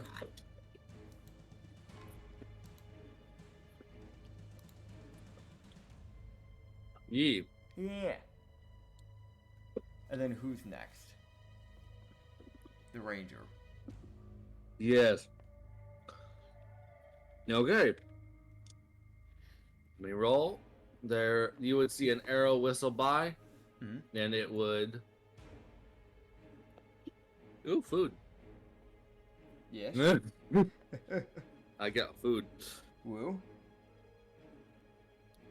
An arrow would hit Hoji's like right shoulder Yeah. as he would take a massive Yeah. 7 piercing damage, Yeah. followed by 4 force damage. So 6 piercing damage and 4 other damage. 4 force damage, yeah. 4 force damage. But what was the first one? That's why I'm re-asking. So the first one? Yeah. The first one was Yeah.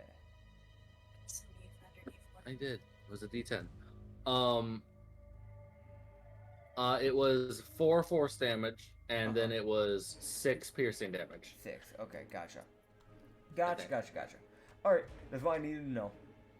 Also, Yeah, it just 'cause hit me. damage. I forgot to roll because since I have that snake ring thing, I do poison damage for each melee attack I did, and I technically did 2. Okay. Then Got what'd it. you get, man? With the 2d6 of the poison, I did 7 poison damage to that man in the process. I just forgot to. It's just delayed. It's like that. It's like you stab him, it doesn't really sink in. He does his turn, and then it starts sinking in. That's my excuse. Yep. That's fine, man. Yeah. Next up. Holy shit. The rogue found Alania. Oh, That my. was so very infuriating for him. The rogue of shadows is desperately looking for the bitch with the gun.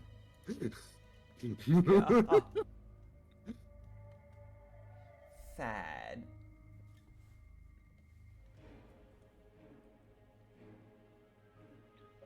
Okay,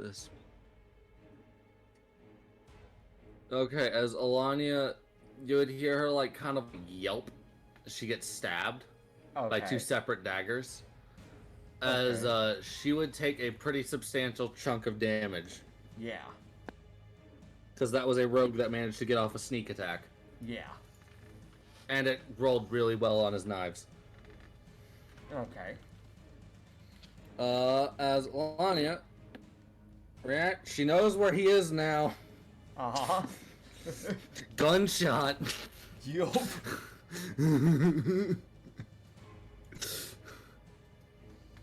Oh god, this problem is point blank and she's aiming down at your head. Yeah. Oh god, yeah, so she shoots him. Where does she hit him? Oh boy. Okay, so she hits him like in the shoulder. Alright. But she would reveal his location to at least herself. Fair enough. She knows where he's at. Yeah. But Yee. Lanya is that hurt. That did a significant little chunk of damage to her. Yeah. However, she would then expend a key point and bludgeon this man with the back end of the revolver. God. As she essentially pistol whips him twice. She would. Oh, where is it? Does she not have access to it? Nice yawn, man. Sorry. You're fine. Hate yawns. Yeah, I know. Yeah. Okay, cool. So she sends key point and bludgeons this man twice, Whoa. dealing 13 bludgeoning damage. Alright.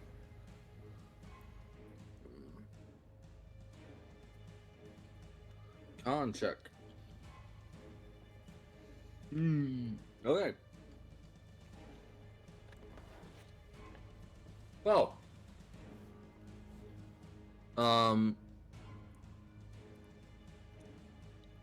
That would happen with Alania's turn, as Varbuck is up next.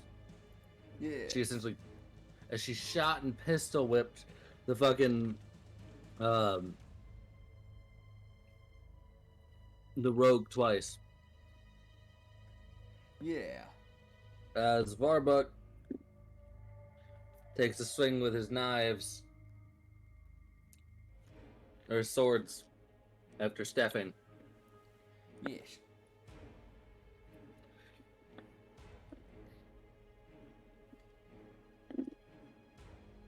Okay.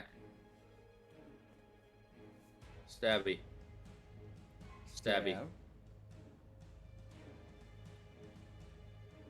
Stabby. Stabby. Does 30 damage in total. Whoa. However, it is cut in half because rage. Excluding, wait, no. Wait. No. I am wrong. Huh? The sneak attack wouldn't be halved. Yeah, just the piercing. Yes. Piercing and slashing. Yes. Concept, bitch. Oh. Begrudgingly conscious. Fair enough. It's the barbarian, so it's not a high DC for them. Yeah. Kiss G's up. Kiss G. Oh my fucking god. Okay. How do you go about this? Oh, You would boy. see her pull back her blade, and you would see it ignite with green flames as she jumps forward and basically punches her blade through the guy's gut. Ow. And she scores a crit. We love crit. We definitely do. Yeah. D8 of fire damage. Why'd you have to roll max? Okay, so she does 20 damage to this man. And it's crit. Yeah. You would see she essentially like lunges forward and like stabs him. Yeah. He basically just falls back as she goes down like on top of him and like just like pulls her blade out and gets up. Yeah, seems about right. Yeah. This idea of like you see her pull that blade out of him, he's not moving. Yeah. I wouldn't Fuckers. either. You fucker's dead. Yup. Next up is Keela. Keela, what do you do? Keela, with the nicest tone of voice, looks over at the guy who is nibbling. He's like, you know, biting people's not nice. Wisdom save. God. Biting people's not nice. God, as he takes max psychic damage.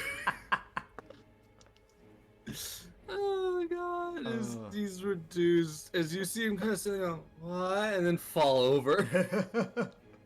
As he kind of just falls backwards. God. She would then also she'd also keep playing her flute. And she would cast heat metal on her cloud of daggers. Great. I want to mention the ranger moved, the daggers are chasing him.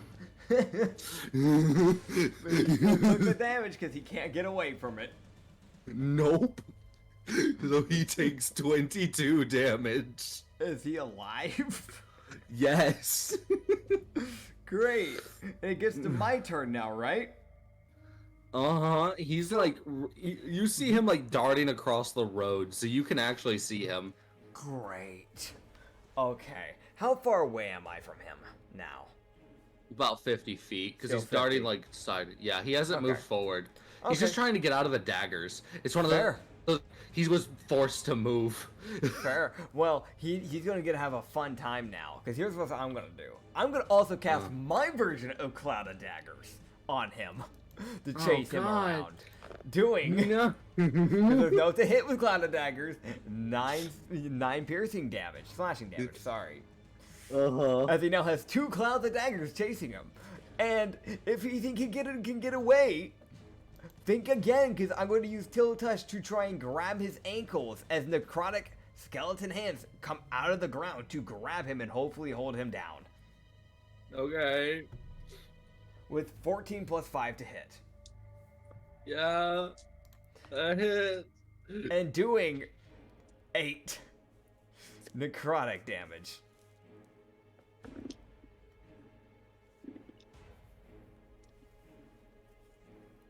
You would see that those like daggers like catch up to him. Mm-hmm. As like you see like the skeleton hands stop him. As Yeah. in like the both sets of serrated daggers like just slash up his back and he just falls down. Yeah, that's about right. As he essentially got fucking executed by knives. Hojiro would kind of. I'm imagining if I do understand, combat is over. Oh Nope, there's 2 no? left. There's 2 left. Who?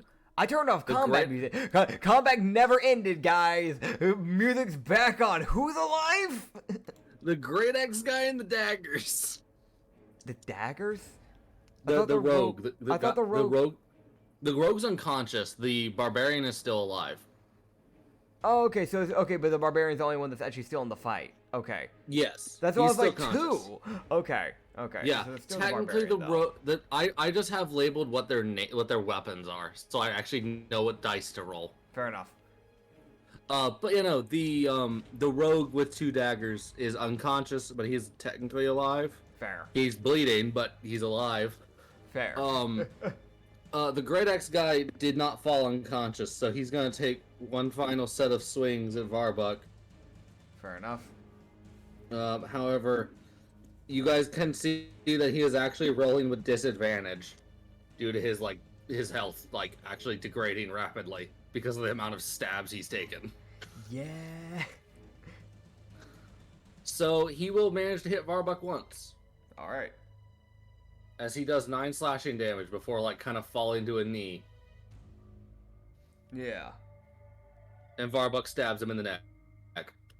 Let's go. Just fucking, it's just the thing of die, just fucking die. Fair. Ugh. Yeah, so Varbuck kills him. Varbuck was never going to spare that man, because that man Nope. actually hit him. Yep. So yeah. Yeah. So now it's the end of combat. Now I can turn off the combat music. Not that that I did it too earlier on. That didn't happen. I don't know what you mean. Yeah, man. Also, let me check the audio levels. I want to make sure people can actually still hear this properly. So I found out that apparently the audio was too quiet for the previous music at one point. Yeah, that should be good. That should be fine. Cool. Yeah. But yeah, that's so he kind of, I guess Hoji would kind of just look down at the guy who passed out, or is he dead? The guy who has nibbleitis. He's dead. Okay, so the psychic killed him, I guess. Most of these people are rolling death saves. Fair. I'll walk up. Yeah. He fails. The guy that Kishji I'm pretty sure ran he's already through. dead. Wasn't he? Oh yeah, no, he dies to death saves. Fair. Most of these people weren't killed outright. They just were dying. The guy who got shot in the neck, he was died. Death, yeah. yeah, he was on death's door when he approached y'all. He was already in death saves. Yeah. Fair. With the great swords, I'm rolling now just so I know they're alive or not. Yeah. Okay. Great axe guy is dead because he got stabbed in the neck. Yeah. So currently, as far as you guys can tell, the guy with the knives, the rogue that Alanya shot, Yeah. he's alive, but he is bleeding. Fair. So y'all can leave him to die, because he'll probably die from bleeding damage. That is he got shot kind of near the neck. So it's one of those y'all leave him alone, he'll die. Yeah, I mean, it's a weird thing. Like, I would prefer to grab prisoners, have Yeah. them actually like go to jail and stuff. However, if it's in the wound in the neck, we really can't do much for this guy, anyways. So he's kind of a lost cause. We really can't do. Yeah. Kishji just kind of puts that guy out of his misery and stabs him. Yeah, do that. She just kind of walks up and is like, you're... Stop breathing. And just fucking stabs him. Yeah. Stop. Yeah. Like, you need to die. Let yourself die, please. Yeah. But, yeah, we'll just let them be. I guess we can loot the bodies. Yes. Yes, how much money does everybody get when we split it up? Lania takes all of it. Lania, come back here. She just walks off with all the money. Lania, no. You're not the only one who got hit. Oh, guys. Let me roll to see how much gold they My have. bird got hit, buddy. It needs compensation. Oh, yeah, sure, the bird does, man. Yeah. Yeah, for sure. Go. Yeah, so everyone gets 45 gold. 45 gold. All right, cool. Yeah, they had in total like 225 That's not gold. bad. That's fair. That's fair. Like as a collective bandit group, Yeah. they had 225. So they weren't actually doing poorly. Yeah. Like they were like if they had not attacked y'all, they probably would have become more of a menace. Yeah. Yeah. But they chose the wrong people to go for, so it was kind of on them. Yeah. Yes. They attacked the wrong person because this person's currently waiting for letters from fucking the queen. And also, like, I guess technically he'd be waiting for answers from, like, countries. Yeah. Because technically he's waiting for every country to send him, like, a spokesperson. Yes. For the core. It's that weird thing of like, it's like, he's not recruiting them, but they're still technically working for him. Yeah. Yeah. It's country's choice. So if the Dwarven randomly sends fucking Logan the God Killer, pain. But I know that won't happen. But there's that joke. I don't know what the fuck is going to be sent to me. He kills you. Moving on. Hoju only knows one spokesperson that is going to be working in that group of people, and that is the one for the spirit realm, Zohar. Yep. I will be right back. Okay, so chat. Hey, how are you? This is not live, by the way. Man's gonna go pass out for 5 hours and then come back later. But don't worry about that. Don't worry about that. He'll wake up and we'll just leave 5 hours of silence into this video. That's what we're gonna do, chat. But yeah, so Hojiro does actually have a lot going on. I'm hoping I explained that well enough for you guys to understand in the video. But basically he's starting to reach out since he's had to go public with his core, because originally he was doing it from the shadows and kind of hidden in secret. With there being a power vacuum, he has decided to step up since the Bounty Core fell, because if someone like stepped up and they didn't have good intentions, it could be bad. So that's why the only reason why he came out of the shadows. So he's now having to get funding, so that way the funding would allow him to get more buildings in more countries, spread out his ability to actually do more stuff, and then he's also going to need that funding so he can properly pay for like proper background searching and things like that, because he wants to make sure that he gets proper people that actually be motivated to do the job, and also people that he knows he can actually trust to do things, because the Bounty Corps had problems before in the past. I don't think we ever explained this, but the Bounty Corps has had problems in the past where they kind of had people betray the Bounty Corps. He wants to make sure that doesn't happen with his corps, the Hidden Garden organization. Yeah, so he's making sure that doesn't happen.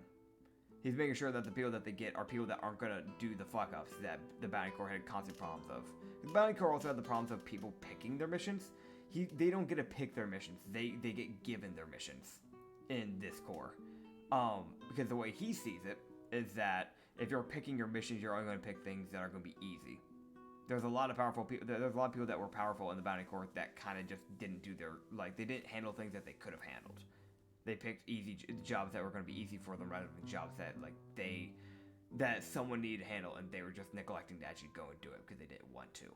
So he rather than doing that, he's making sure powerful people are actually going for other powerful people, and the people who are a little bit newer are actually going for newer people, and so on and so forth. So people actually getting assigned to things that they can handle and that people weaker than them cannot handle. So that way there isn't an imbalance and a struggle to actually keep, law. So, yes. Yes. Yes. Welcome back. I will mention, there was a fair number of people who were powerful in the Bounty Corps who did take, the strongest thing they could find. Yeah, it wasn't all the people that were like that. Like, Amy was a good example. He was like a bard. Sorry, I just cut you off there. But I wanted to put that out there. Yeah. They're not all of them. It's just that there was a good amount of them that were like that, sadly. Yeah. It was there's one guy called Igni the Bard. He's a drow elf bard. Super friendly. The concerning part is he is a drow elf who is friendly and a bard. He was the type of guy that went solo into some missions. I'm pretty sure he went in, if I remember correctly, he went in against a, Lich King. And... He won. Oh, yeah, he won. And the only thing he brought was a summon that my first ever character gave him. He brought in the 2 summons, which was a Radiant Zombie. Let that sink in. A Radiant Zombie and a Fire Goblin. Because my first ever character was a summoner, and he could make elementals out of nothing when he hit a certain level. I think it was level 10 or level 12. He was a druid summoner. So he was he made random elementals. He never knew what they were going to be. Because it would just be spur of the moment, okay, I gotta make some because things are going down. So he would make he'd make 1 elemental a day. He could only have up to 3 elementals that he could have with him. But he could also trap souls into stones. We don't talk about that. We really don't talk about that. Yep. It's kind of fucked. Don't worry about it. He runs the Demon Corps now. It's fine. Yep. It's fine. Yep. Yeah. Let me actually see what Igni's doing. Right now? Is there something I need to... What? Yeah. Okay. I know what he's doing. Okay. Yeah, don't tell me. That... It's metagaming. Oh no, it was that thing of I was like, wait, what is he doing? Because that's actually important for me to know. Yeah, the last thing I knew that he was doing, he was chasing after that, after the bandits were apparently trying to grab an eldritch deity known as the Lantern Keeper. Apparently they were trying to grab pieces to his sword that he scattered across the world. That's the last thing I knew about, and then they got disbanded and murdered by Igni. And Igni and a friend that he had, I think his name was Vincent or something like that. And then also one of my past characters I had named McGraw, who is a fallen Azamar, a far fallen Azamar, which basically means he has scorched wings that he could fly around with, but he was very necrotic and vulnerable to radiancy. But yes. So yeah, I do the dance. I do the dance over the body. Yeah, but continuing. Yeah. The Put anybody who's alive, I guess, out of their misery, which is just the rope. We loot their bodies. Kishji would actually stop when she gets to the ranger, and she's like, "Wait, yeah, he's not dead." All right, where's he sitting at? Any 0? Any vital wounds? I know he got slashed up pretty bad. Other than the cauterized slashing wounds on his back, he seems fine. All right. Then I know what we'll do with him. She's like, other than the cauterized slashed wounds, staring at the fucking bard like, you bitch. He'll just go, well, before we heal him. Fuck it. Go ahead and heal him, Keela. Okay. Less time. The most is cure wounds. Yep. So she almost rolled minimum, by the way. Yeah. She almost got minimum. Also, funny. if there's anyone that desperately needs healing, Keela will heal them. Gotcha. Well, I don't. Yeah, That's fair. Keela does like cure wounds. To Varbuck, I'm guessing. And Elenia. Elenia and Varbuck. Because it's, I think of like, you look at Elenia, she's at 13 health. Yeah. She's not doing great. Yeah, I figured. Because I think of like, she got stabbed in the side twice by knives, and she was like, ow. Yeah, and Varbuck's like near death. Like, he wasn't looking good. That's fair. He got hit pretty hard. He got hit by 3 Great Axe strikes, and he was like, Yeah. Hoji would tie his hands up behind his back, and he's gonna place him at a tree, and then just tie him around the tree. Bear. And he's just gonna send out a letter to his corps to like basically let one of the people know, like let one of the clerks know, hey, this is the location. Pick this guy up, put him in a cell. Locate this man before he starves, please. Yeah. We're not extremely far away from North Pass, if I remember correctly. So like there wouldn't be a proper concern for that, if I remember correctly. You guys are like more than a few days away. Like, you guys are actually kind of far. You guys are You guys are like 3 days away from Naporia, if I piece this all together right? Yeah. Yeah, you guys are 7 days away from North Pass. Okay. So I mean, yeah, if they send someone on a horse, then they'll be fine. Or just a phantom steed. Or just send Louis. Just send Louis. Louis gets there in 3 days. Yeah, fine, just send Louis. Yeah, but like, yeah, no, he just sent them that letter, like, find them just in case. He'd also probably just... Is there any apples or any fruits, like, around? Like, anything like that? Yeah. Okay. He'll grab, like, one of the fruits that are, like, nearby. And he would just, like, leave it at the dude's, like, lap. So, like he won't have too much freedom of movement, obviously, so that way he can't break out of it. But he'll give him he'll make sure that he places it in a way, like on his lap, to where he can, like with straining, he will be able to, like reach his neck down to bite into the apple. Like, there's not a good way to do that for him, but it's like, listen, man, if things get bad... Like, what he's doing, essentially, I'll let you know, is that he's tied the guy up, his arms are tied behind his back, he's, like, tied to the tree. Yeah. And it's like, the apple is, like, in between the top rope and his chest. Yeah. So the apple is stuck there. So he's, like, turns his head sideways and looks down, and he can eat the apple. Yeah, yeah. It's like, these are your food reserves, man. Just... Yeah, Keela would place, like, 2 extra apples there, because she's... It's 7 days, and people are no one's gonna move fast to save a random bandit. Yeah, yeah. No one cares about this guy. Hoji, Not even us. Hoji, quote unquote, cares. He's like, you're alive. You're probably gonna be locked away, or we're gonna reform you into one of us. But fuck you. But you tried shooting me.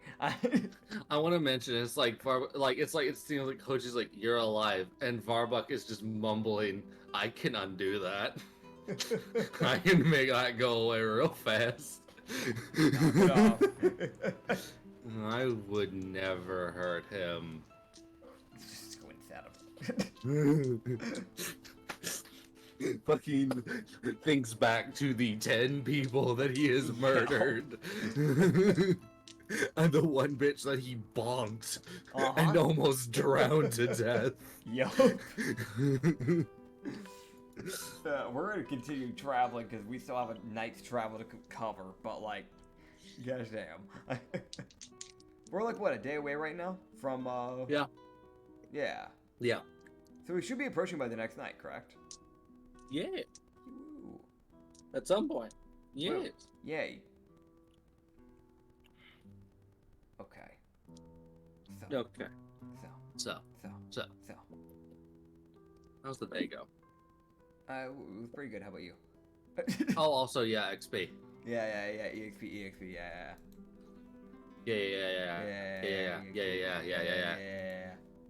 Yeah. How much? I'm working on it. How much? Oh. 1 second, man. Boss, I gotta boss, do that. how much? Alright. Shut the fuck up. Okay, so there was 1, 2, 3, 4, 5, 6, 7. There was technically 7 monsters. Well, question mark? Apparently, that challenge rating was far too difficult for a party of your size, according to base. According to them, yes. It's like, is this a deadly encounter?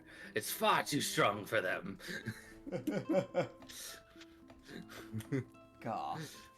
I'm like, you misunderstand.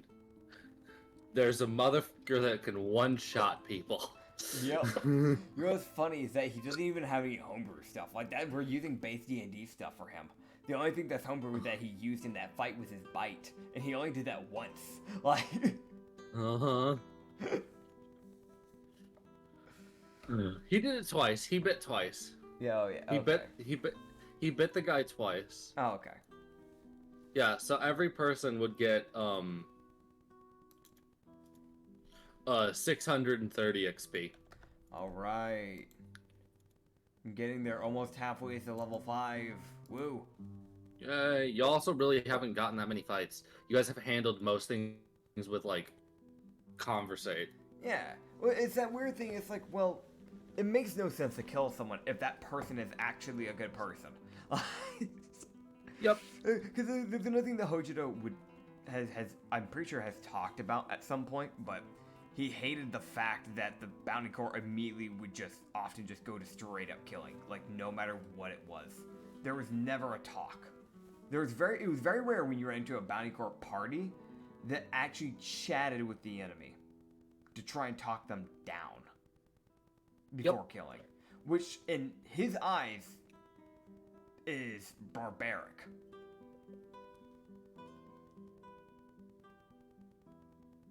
So yeah. Dude, I can imagine this man got fired as a history teacher because he spoke so fucking ill of the bounty corps. He was only a history teacher for a year for a reason. He had a lot of knowledge. Problem, maybe a little too much knowledge. Let me tell you about the betrayal of 87. It's like, the fuck is that?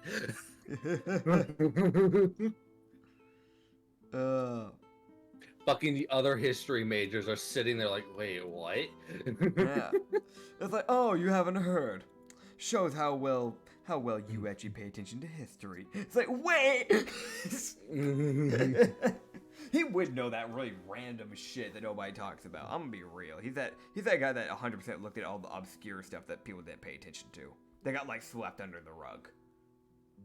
Oh yeah. It's like he definitely. It's also the other one. It's like it's an event. It's like there's an event that people saw as like it was a good thing. Him want to know the real truth. Yeah. I also want to mention that when you guys sat down, like when you guys were looting all the bodies and everything, Kishi like took a short rest to get her spell slot back. Fair. And just kind of tended to her back. It was more of that thing where she was like, my fucking back. Ow. That's fair. I'm out of my pack slot, so I get that. Yeah, if Hoji wants to, I think Hoji, he would have let Varbuck and Elenia do most of the looting, so he probably could have taken a short rest. Okay. Yeah, we can roll with that then. It normally is them that actually does the looting anyway, so it honestly makes sense. Yeah, it's that weird thing of like, that would take an hour of them just being like, so what the fuck did he have? He had that. Fucking. Yeah. He's back to full health. Yeah, so Alania is gonna pick up all the fucking weapons. Yeah. Just carry them. Whoa. Why does she want so many weapons on her? I guess so she can sell it. Actually, makes sense. Fair enough. Yeah. Can't be mad about that. And also, it's that weird thing of like she can carry them because she's actually pretty strong. Yeah. So it's that weird thing of she's like, I don't mind carrying these. And she also just doesn't care much because she's a monk anyway. So. It's like he's like Yeah. It's like I'm like I can use these to confuse people because I've got so many fucking weapons they'll never know what I am. No. She's not wrong. Hoji's kind of a similar way. He has, as of now, a vicious crossbow heavy on him, a cutlass, a battle scythe, a marrow drinker spear, a dagger, a crowbar, leather armor, breastplate, ring of golden serpent, a bomb, and a bunch of books on him. Yep. The fucking bomb. Don't worry I about love it. Don't worry about him. Don't worry about that. He's saving that for the perfect moment. I know. Uh, I want to mention, so now on Elenia's back, and like on her side, and like all over her, she's like she's got a pack of arrows, 2 battle axes, 2 daggers, a great axe, a great sword, a longbow, a quarterstaff, 2 rapiers, and a gun.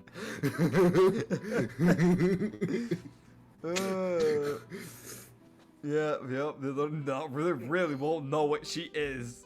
They really won't know what class. Like, what the Are you a mixed class are you? Are you a fighter? Question mark? Because you can be versatile with that. I'm a monk. If I wait, the only one that's normal for a monk is the quarterstaff, and that's not even the weapon she uses. No. It's like it's like they finally start figuring out she's a monk 'cause she throws a kick. It's like, oh, she's a monk. She pulls the gun. It's like, wait. God, I fucking love that. She draws the gun. They're like, oh, she's a ranger. She kicks them into the next dimension. Yeah. It's like, wait, the fuck. Dude, I fucking love that. Okay, back on track though. Yeah, so I'm guessing the rest of the night goes fine. How does the day for resting go, I guess? Yeah, let me look. Let me Yeah. see. How's this go? Hoji would just, I guess, throughout the rest of that little bit of trial, would just kind of be checking on people, make sure they're fine. No, like vital wounds or anything.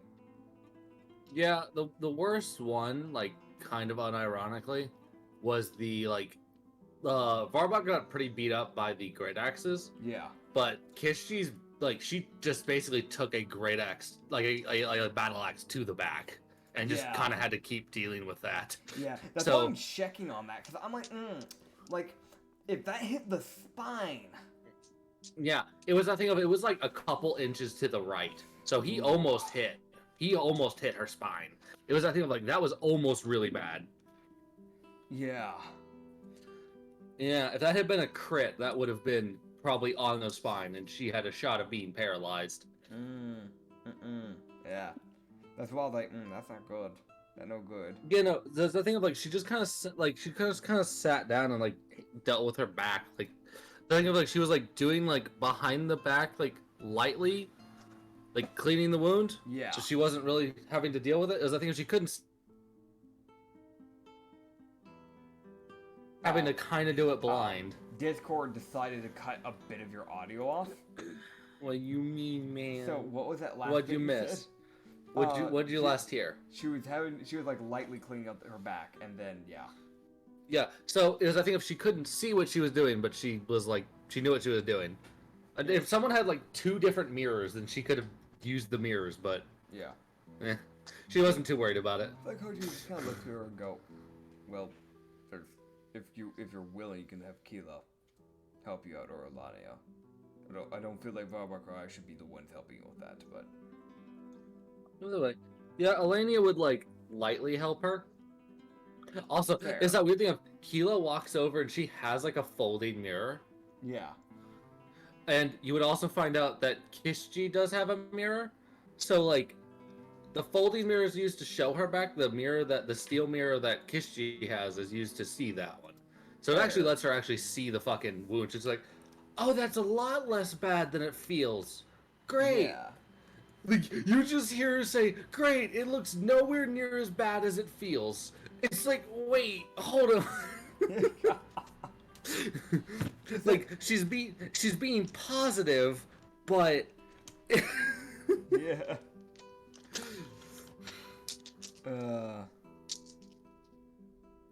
Yeah. God, yeah, no, I get that. Yeah. Yeah. It's Yeah. like, yay, it's nowhere near as bad as I thought it was, because I was working on that blind. Yay.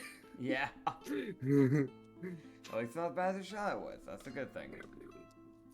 Yeah, no, is that thing she was like, this feels really bad. Yup. Like, you was just blindly checking her bag, like, is this good? I can't tell. There's a wound there. Yeah. But yeah, she'll get a small negative modifier. Won't be much, but it'll probably heal over like the course of like the next day or two. Fair. Because that was a pretty major hit to her back. Yeah, yeah. So if we do end up having to fight the Minotaur lady, she can try and take a back. Take a back pedal, just like try to stay behind people, man. She's like, I'll use my magic. Good idea. Not magic.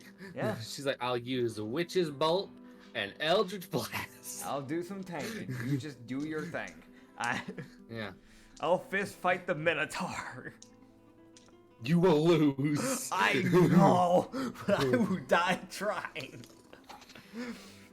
Also, Yeah. you guys would have, and I, yeah, Yeah. but yeah, no, so Yeah. you guys would get there. Yeah. Yeah, I realized I was like, I forgot to mention something Yeah. that Sophia would have told you, but I was like, did Sophia forget? Probably. Yeah, no, they just don't know it. Moving on. Okay. Great. God.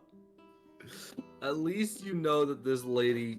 At least you know that Sophia is a friend of this person. At least as far as Sophia knows, Yeah. she's a friend with that person. Yeah. Oh boy. So yeah, you guys would get to an area, and you guys would see a lot more like knotted trees, Yeah. like a pretty substantial number of like knotted trees, Yeah. and you guys would see like the trees have like they're like smoldering, like the leaves are smoldering, but they're not burning. So it's that like constant state of like almost igniting, but they're not. Yeah. As yeah, you guys have found probably where the Minotaur exists. It's one of those things like it was really hard to miss. Yeah. Like it's just kind of there. You don't see her yet, Yeah. but Raven. it's one of those things like, okay. Raven's sight, throwing it up in the air. The Raven's like, where the bitch at? Oh, there she is. Don't call her that. Just telepathically to the Raven. Don't call her that. It's not Where nice. the bitch at? Don't- Just the most Manners. How much personality does this Raven have? Because when you're dealing with a Valkyrie, there's a shot they give you like a really personality-full Raven. Yeah. Just because it's like, it's a spirit Raven. It can do both and get away with it. Yeah. So this is like, huh. So what he would see is essentially this lady, and before like he like sees like her from like the top down, because Raven. Yeah. She is like, from what he can see from down, she's got like red hair, Okay. but she looks like she's probably a half Minotaur. So Okay. she's only really got like the Minotaur horns and like the like fire bit from probably was like a fire Minotaur originally. Yeah. But she looks mostly human. So Okay. it's that weird thing of, because she's more humanoid than Minotaur, Yeah. she's gonna be a lot easier to talk down than an actual Minotaur. Great. Because it's I think of more human-esque Minotaurs are more like willing to talk to people, so long as you don't fuck with their artifact. Yeah. But they also have the potential of being way worse because they're way more nimble than most Minotaurs would be. Yep. Fair enough. But the Raven would also be able to tell that is I think like, huh, this lady's clothing is probably not her own. Oh. It's probably a gift from Sophia. Gotcha. Or at least Sophia made it, probably. Okay. It's something of like, it's not green, but it's got that look of like, it's like woven. It's more like woven, kind of like silk. Gotcha. So Sophia probably made it because she got bored. That's fair. I get that. And gave the lady like an update and to make her look prettier. Yeah. It's like they have like, you can now talk people down easier and make them fuck off. So you guys, and it's also a thing of like, the lady is coming towards you guys because you guys entered her territory. Fair enough. You guys did kind of properly walk in, so it's a thing of like, you don't need to find her. She'll find you. Alright, well, if I know she's approaching, I'm just gonna sit down cross-legged and wait. Okay, so what does Varbuck do? Varbuck does not stealth. Because that would be threatening. Yep. He, like, sits down lightly. It's that weird thing. He's like, I am a long entity. I sit. I look like a dog. I hate this. It's the most just like out of body experience for himself. He's like, I look like a dog. What the fuck? For those who don't know, Anglerians are extremely long people. They're like 6 feet tall, quote unquote. Tall, quote unquote. They're normally in the water. Because they're very much anglerfish like people. So they're pretty like normally Yeah. pretty skeletal like frames. They're pretty long when it comes to like their torso. So like Yeah. their legs and the torsos are both like pretty long. Like they've got like that equal sizing. So it would be kind of a weird thing for him. I get that. Mhm. Fair. So they walk on all fours too. So it really doesn't help. It's almost like But not all of them. Some do, some don't. Varbuck does. Varbuck does, yeah. Yeah, because it helps him move quicker. Fair enough. It was also the thing of he really hasn't been on land all that much. Yeah. The ones that have been like on land for a long time, they normally tend to just go on all two. Yep, Varbuck still walks on all fours. Fair. So he like kind of sits. Elenia sits cross-legged. Keela like just plops down and just like lightly starts playing her flute, Fair. hoping it's soothing. Fair. She's playing like a slightly more soothing tone. Yeah. As you guys would see, this lady walk around the corner, and it's the thing of like she's got like the minute, so her lower body, because the image doesn't really show it. I'll just let you guys know. It's like it's human-esque to the knee, and it kind of gets more Minotaur from like the knee down. Okay. She's got like the Minotaur hooves for her feet. Gotcha. Okay. So it's that weird thing of like someone could mistake her for a satyr, and they could probably very much offend her if they said something like that. Yeah. And it's that thing of like if you guys didn't know if she was a Minotaur, you might mistake her for a satyr. I'd say no, because like satyrs don't get that type of horn. So if you mistake her for a satyr, you're kind of an idiot. To a degree. Yeah, Like you're kind it's of like an if you asshole. ignore the horns. Yeah. If you If ignore the you horn. ignore the yeah. horn. Yeah, Yeah. Also, Yeah, yeah, this the is image hasn't a- shown up. Yeah. I know I haven't sent it yet. Fair. There Yeah. you go. Why'd you hit right when I was yawning? What the hell? Fucker.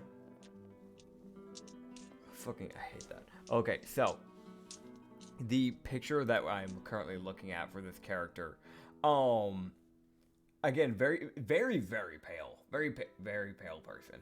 That we're looking at, red eyes, black eyeliner. I don't know if they have that because of D&D, but they've got No, like, it's more of like it. Yeah. It more looks like it's like smoldering around her eyes. okay, gotcha. So it's that weird look of like her eye, like the around her eyes almost looks like charcoal. Gotcha. Okay, and then you've got like brownish, blackish, like eyebrows, and then like very, very dark brown hair that kind of goes down up to the shoulder bit. So it's not long hair, quote unquote. I guess for a. Is that this is such a weird thing. It's like you can say long hair for a man, and it's just like it barely goes past the ears. But you say long hair for a woman, and apparently it has to go like past the shoulders. It goes like up to the shoulders, like barely. So it's quote unquote short, quote unquote medium hair, I guess. Whatever, you know what I mean.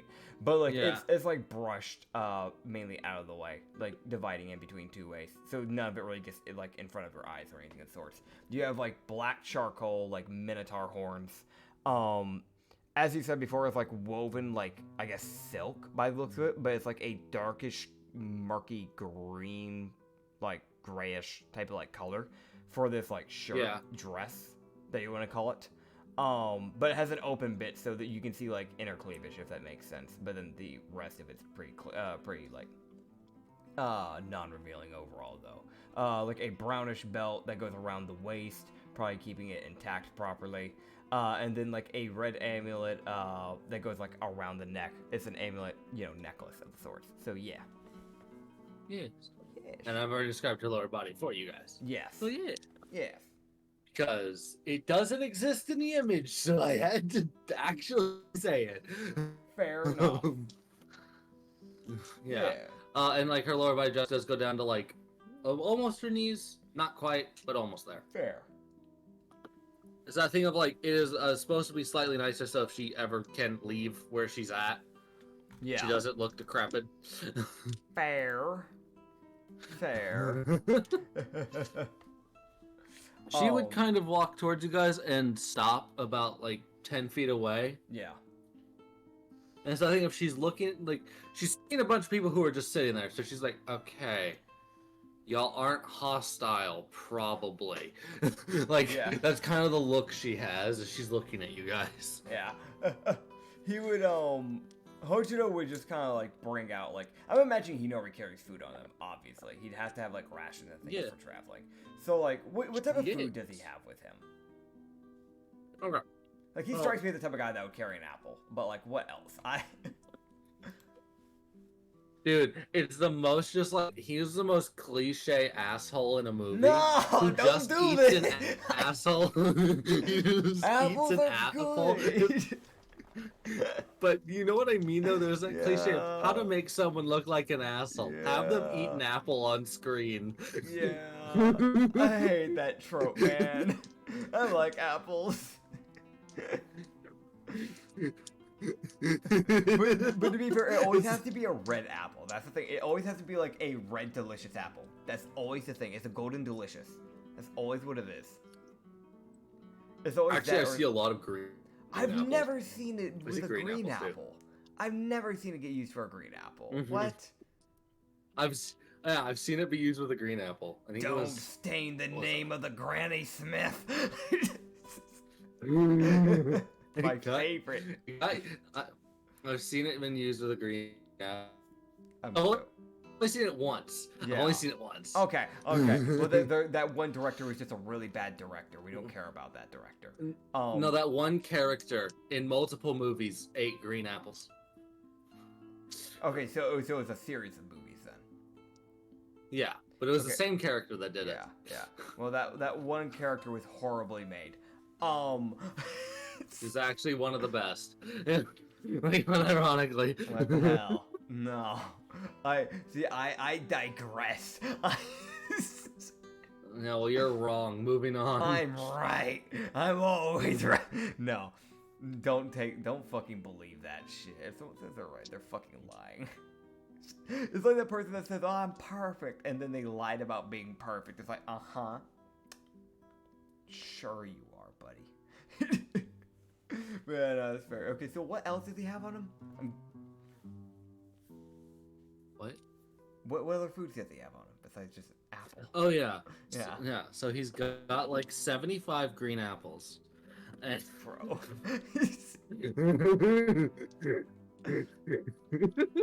No. He's got some apples, he's got some jerky, he's got like some dried meats. Okay. And then like a couple like sorted berries and like nuts and stuff like that for like protein and things. Fair. So yeah. He's got a pretty balanced array of food. That's kind of what Yeah. everyone's kind of carrying with them. That's fair. Yeah, so you just pull it like an apple. Then I would like the bunch that's like the Okay. most, that's the easiest one to try to like proposition. Just go, well, one. Sure. I haven't really had an apple. in a while. You should So get yeah, some. she take the apple. Glad to Well, meet it's you, hard to Madre. leave here. That is fair. Pleasure to meet you.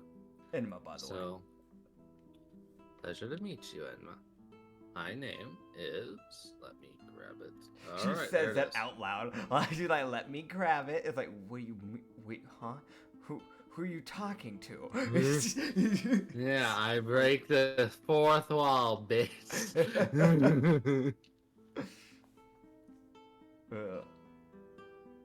That's funny. That's funny. Yeah. I like that. That's Yes. stupid. But it's funny. Yeah. Also, Discord is crashing. Why does it do this? Why does it refuse to load? Discord's had a moment. Discord is today. like, but Discord is just like, but what if I just never loaded the name? Yep. How's that sound? It would do that. It would do that though. It really would. Yeah, there we go. I found it. Got Okay, it, finally. Hestra's Fuck. Boldhorn. Gotcha. Yep, she would just introduce her as Hestras. He would just go, well, it's good to meet you, Hestras. I came out here, to be specific, because I had heard about a Minotaur lady that had been killing people near the route. Yes, unfortunately. A lot of people, and she says a lot as in like a group of people, not a bunch of people. Yeah. I wanted to make that preposition because I was like, wait. Yep. It matters. It does matter. Yep. They tried to steal her artifact. So Okay. she was forced to. It was, I think, she was pretty lax for a while Yeah. because no one tried to steal it. Yeah. But someone went for it, so now she's having to be a lot more aggressive in her protection of her artifact. So Yeah. He would just go, it's I think she's like, well, if people don't take it, I will likely lighten up again, but for the next little while, I think people need to be reminded that I exist, that is because it fair. seems some have forgotten. Well, as long as you're not killing one that, are innocent, then I think it's rather fine with what you're doing. Yes, you would also be able to see behind her and like the knotted, like it's a thing of like the trees are pretty knotted up behind her. Yeah. You would be able to see her artifact because it's that thing of like it's there, like you can see it. Yeah. It's that thing of that's why she's so close to it. Yeah. It only essentially seems to be like affecting like the 20 feet around it, Okay. which is causing like the leaves to like smolder and the trees to get pretty knotted up. Gotcha. He would just. As you see this thing, Okay. this thing. Huh. It's a sword of some sorts. Okay.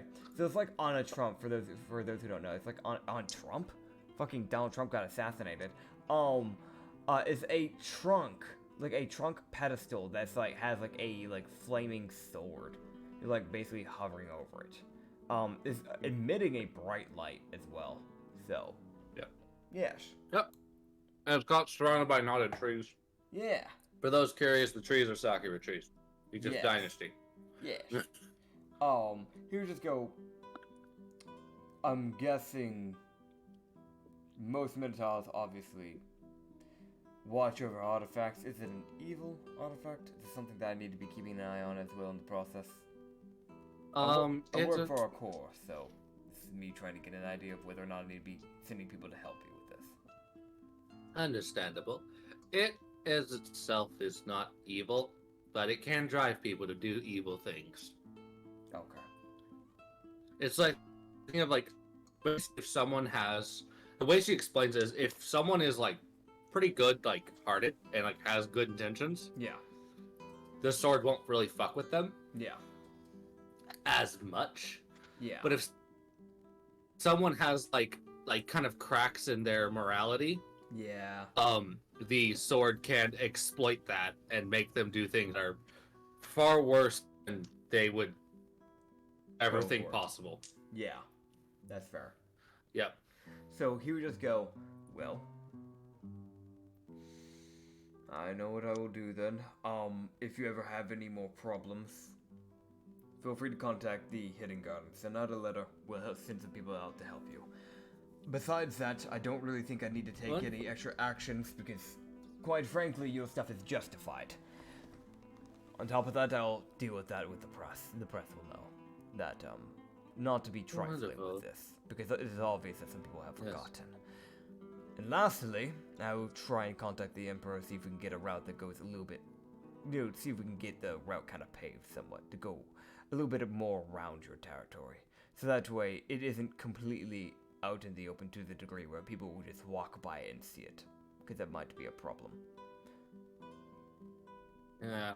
It's that sad fact of because she wasn't like really too worried about it when the road got built, no one like came over and interacted with it. So it was like, Yeah. that'll be fine.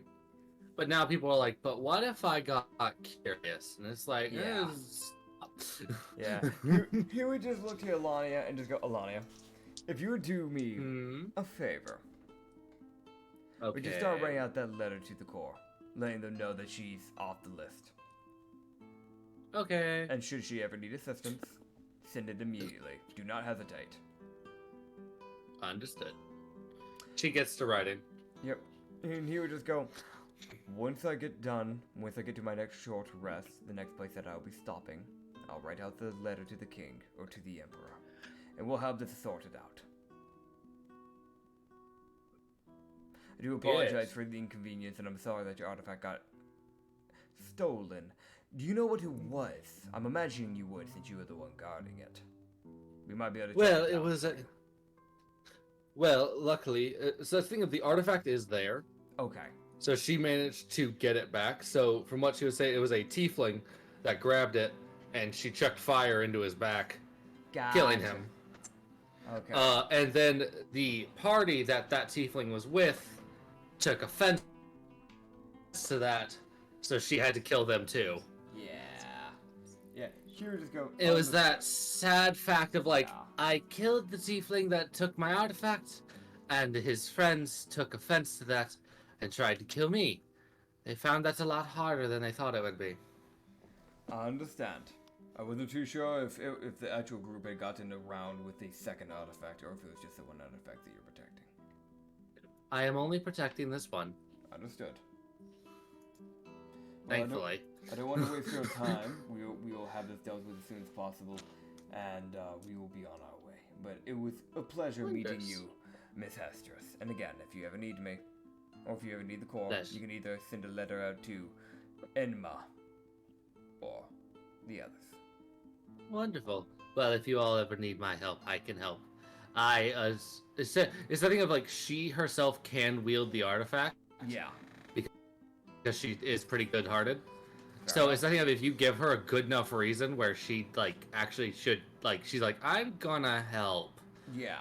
She'll help, but Okay. it's pretty rare that she'll actually do that. But it's like okay, we like there's like a big bad person, like big bad cultist. We need some help Yeah. dealing with a lot of the grunts.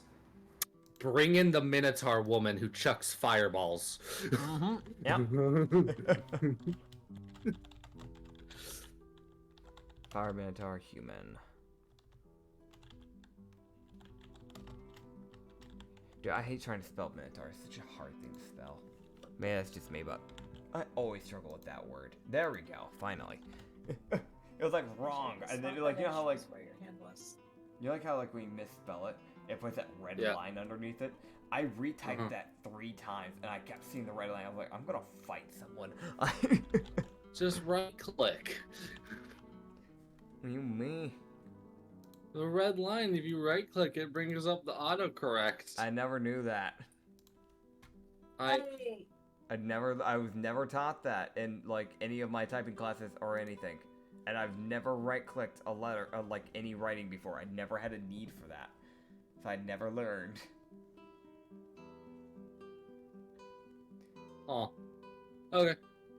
You think they teach that? You think they teach that in school about in the fucking typing classes, but they don't apparently. You didn't just try that one day? No, because there's no curiosity. Why would I jump to the conclusion that I can just right-click something and fix everything? There's nothing that would lead to me assuming that. I I won't mean, be on. right click has a lot of functions. That's kind of what I assumed. I just assumed that something would happen when I did it. I almost I wasn't never told. right click. That's why I don't assume it. I almost never right click. The only time I ever right click is to copy and paste. That's it. So I never look Fair at enough. any of the other things that right click can do. Fair enough. Yeah. Yeah. By the way, do we have any updates on the missions being handled by Liras, Lanoth, Komodo? Komodo with Kamamoto was handling the six-armed wraith. Liras was handling the rogue of Cryon, and Lanoth was handling the Blackburn's lightning werewolf. Let me see if there's anything up on that.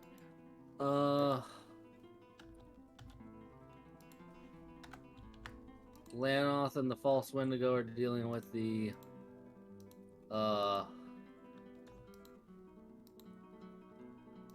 And the two bandits that work with them. oh yeah, the two bandits. They're dealing with the yeah, dealing with the werewolf. How'd that go? Did they succeed? Are they there yet? Okay. You have not gotten updates yet, but you probably will soon. Actually, wait. He would get yeah. So it's like the next day as they're leaving to head towards Naporia. Yeah. He would get a letter. That's like that night. He gets a bird.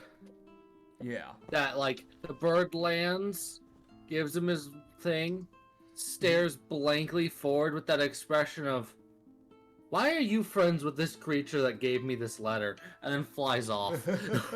Okay. As he would realize that it was probably Liraz that wrote this letter. Great. It is a very short and simple letter.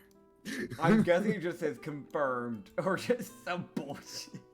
It's like target dead, confirmed. Oh, target eliminated. I like Target eliminated. It's done. He's dead. And it just says confirmed demon. Good to know. Liraz is not someone to type unnecessary information. Great. So Rudin can handle sending any information that was about that demon to the demon core, even though it's been dealt with, just so they know ahead of time to look out for it if it ever gets back into the mortal plane. Yeah, Rudin will definitely be doing that because he saw Liraz write that letter and he was like, "You wrote like 7 words. Wait, yeah, didn't." Oh God, I'm writing the next letter. Like, God. I want to mention also, Liraz handed that, like, he grabbed the bird and handed it to him, and the bird was like. Have we heard anything back from Lanoth and Kamamoto? With the 6-armed wraith, I think is what it was. 600 wraith with Kamamoto and Lanoth with the lightning werewolf. They were told the 600 wraith wasn't given any specific direction. Handle it as you see fit. Lightning werewolf was seen to. He told him like there's a shot that thing is just scaring people. There hasn't been anything saying this thing's killed anybody. So try and talk it down before you have to kill it. But if you have to kill it, do it. Like. Yeah, he would get a letter on from Kamamoto informing him that the wraith has been banished back to the spirit realm. Great. It essentially was an escaped spirit that was like very spiteful. It was like a spirit that became a shade. So it was like a different type of problem. Damn. I just want to say that's so fitting that we sing Kamamoto after that, because he is the monk that has a spirit, like 3-headed panther that fights beside him, and he literally is the only person that knows how to use that type of soul magic that he knows how to use. Yeah. Like, That's why he was able to look at the thing and like, "Oh, you're a spirit." Yeah. Oh, you're an angry spirit. Yup. That's fair. And then what about Lanoth? Lanoth, they would get a letter stating that the werewolf was subdued, if but by fear. I'm guessing by the false Wendigo. Uh-huh. It is that thing of they saw this werewolf. This werewolf is only like 6 feet tall, Yeah. but it was that thing of he was pretty lanky. I'll go ahead. They like Lanoth would give you would actually draw it out for you. Oh, okay. Like Lanoth is like the only person who like actually fully draws shit out so that the information is known. Yeah. So I'll go ahead and grab that thing's image. I never had to use it. It was that thing of like it's like it exists, but no one's dealt with it. Oh man. God, hold on. I gotta Yeah. find it again. Where is it? Oh boy, here he goes. Yeah. Yeah, Also, here I I was go, gonna man. say, But yeah. I won't have to Yeah. assign them any more quests personally to them. Now they'll just be getting the quests from the core. Now that the public will actually probably be talking to the core properly now. Yes. So they'll get to deal with that. It will be the thing of like they won't get to pick their quests like the bounty core. The way the hidden garden will work is that they basically will be picking people by like level strength and like it's like okay they look at this like yeah a group of like level 12s can handle this. So we're gonna send this group type of deal. Like they would compare strengths and go from there. Fair. Yeah, because they don't want to have slackers. Also, I only have because of this, I'm only down to one more quest that's on my current to-do list as now, which is the hermit kidnapping, which we are a few days away from. Yes. Yes. I'm going to grab. Just gotta grab.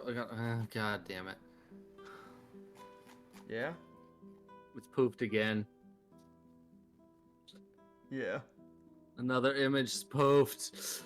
How Bruh, dare you? Bruh, you know what? Show it to me later, man. I will. Yeah, do it later. I don't want to sit here for a while again doing that. On the wrong way. We'll continue. I know how to fill in the dead space Continue. right now. Yeah. Yeah, but they would continue onwards. Yeah. As they would travel let's see how they do.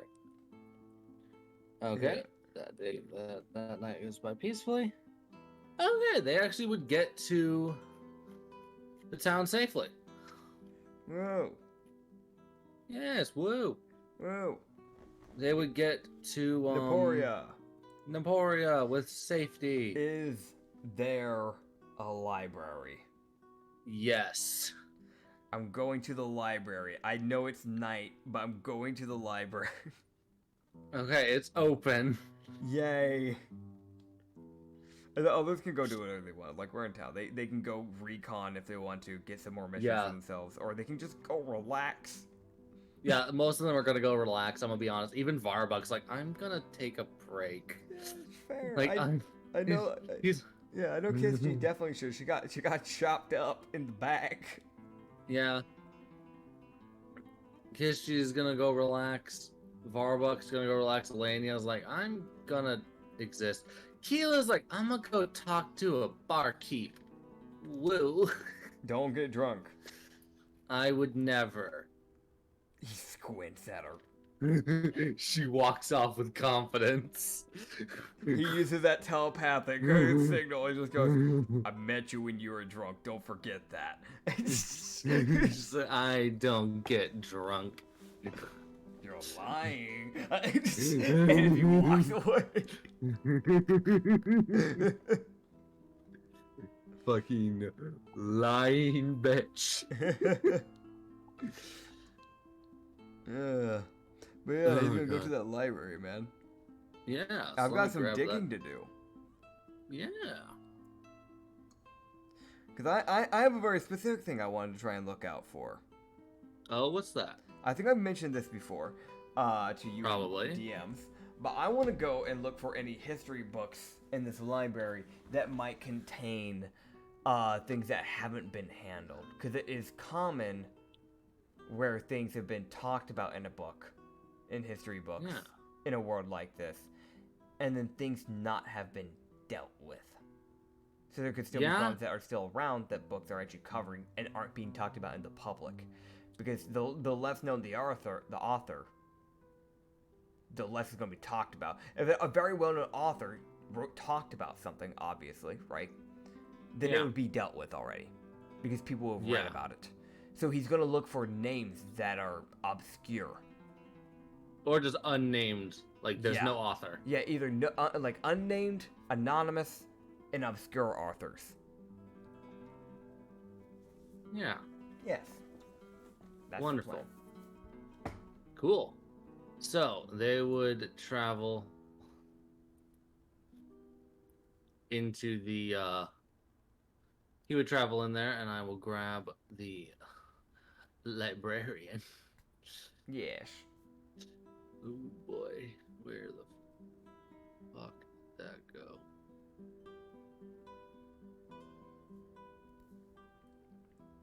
Also, this just hit me his bookstore that he had for his first ever base. He can actually tell that clerk. He can probably get that place remodeled to be like a bookstore / like hidden garden place. That'd be chill.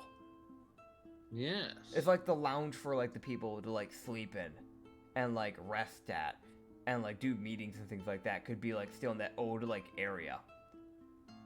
But then you could like you could build it into like a tavern / bookstore / hidden garden area. That'd be chill. So the clerk still gets to keep his job. He just have to deal with some extra clerks that'd be doing other things. He just gets to run the book bit. And now he doesn't have to worry about trying to keep the thing hidden. Because people know about this now. Yay! He still gets to deal with Raph, my moss spine back pet, though. Pain. I'm hoping it's growing up. I know those things grow up pretty quick, so. It's probably an adolescent at this point. Yeah. Once I get done with this, I might try and head back over there to try and pick it up. Because I gotta start like I know I've tamed it, but I still need to keep it around though around that age because it needs to be growing up with the people that are actually it's gonna be traveling with. I feel like. And also, here's your drawing of the lightning werewolf. Oh yeah, okay, the drawing of the lightning werewolf. He did find it. Yeah, it's also a very like dark blue, like navy, like werewolf, and then the tip bit of the tail is like a light blue, and then like there's lightning like markings that go across the arms and a bit of the back, and the eyes are glowing blue. Hell yeah. But yeah, so what does he find in this library? Are there any interesting people here too? That's always interesting to look at. Yeah, there are. Yeah. I hate. Hold on, where is it? There it is. There it is. No, it was that thing of I was trying to find the librarian who's working, because there's a very specific image for him. Oh, okay. It was that thing of like you look around for interesting people. The first person you spot without even rolling is the librarian. God.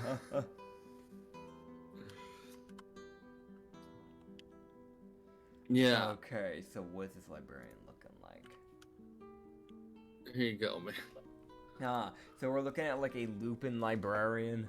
Very angry constantly. He's never smiled a day in his life. Always like showing teeth at people. Shut up, man. I'm sorry. That's what the image was. Okay, so actually though, it's like a grayish it's like different coats of like gray, like dark grays, light grays, like type of like Lupin. There's like it's like white around his like mouth, and it gets like darker as it like goes near his back. Like the spine bit is like a dark gray. Very, very, very burly. Red vest and a black tie. Yeah, that's what we're kind of dealing with. That's the type of man we're dealing with, like bluish eyes. Yeah, here's that thing of like, it's like, you would also see, let me see what type of people you've got in here. Yeah. Oh, why are you here? Okay. I feel like this also might help as well, by the way, while you're looking for that. But Hojiro will probably ask the librarian if he has a very interesting, as he would say, interesting history finds for books. Because if anyone doesn't know the collection, it will be the librarian. Yeah, it's also that thing of like you can tell he probably owns this place as well. Yeah. So it's that thing of he probably knows every single book. Yeah. Hojiro really would just go like, I'm imagining you work here. I'm imagining, just using my vivid imagination. But, by chance, do you have any history books that have unsolved mysteries? Or anything that at least is unique? I think I'll be able to find you a few things. Give me a moment. Wonderful. So he wander off to go and find all the books. Oh, okay. And so that's when you would start looking around to see what kind of interesting people are, in the tavern. Yeah. You would see there's a few interesting people. So I was like, you exist. Yeah. You exist as well. Yes. Yeah. So he would see. So there's this lady who is sitting. She's sitting like in like one of the lounge chairs, like reading.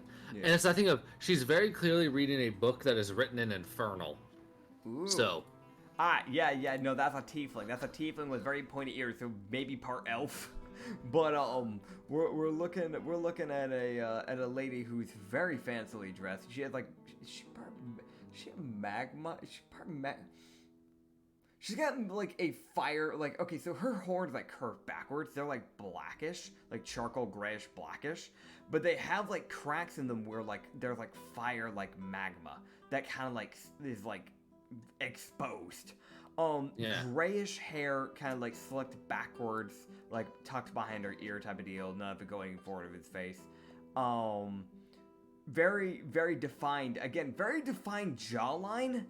Oh my god, here we go again. Yeah, no, but see, she doesn't have the chin that guy had. She can't grate cheese with that chin. Just a defined jawline. I fucking love the. Yeah. You see, you can't grate cheese. You're not as cool.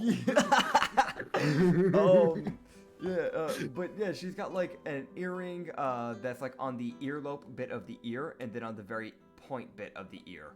That kind of, it's like there's like the one that like goes directly through the ear, and then the one on the like at the point bit is more like kind of wraps around the ear like a ring.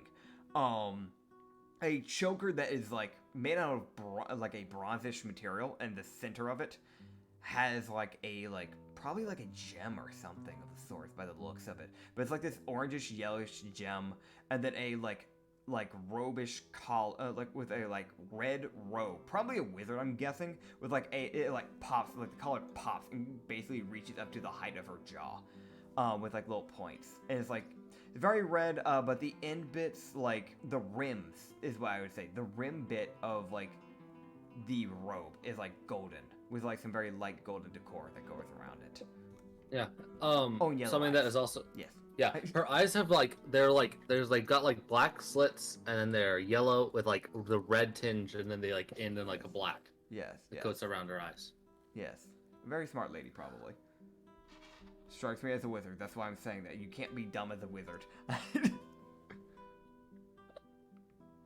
Okay. So is it just her?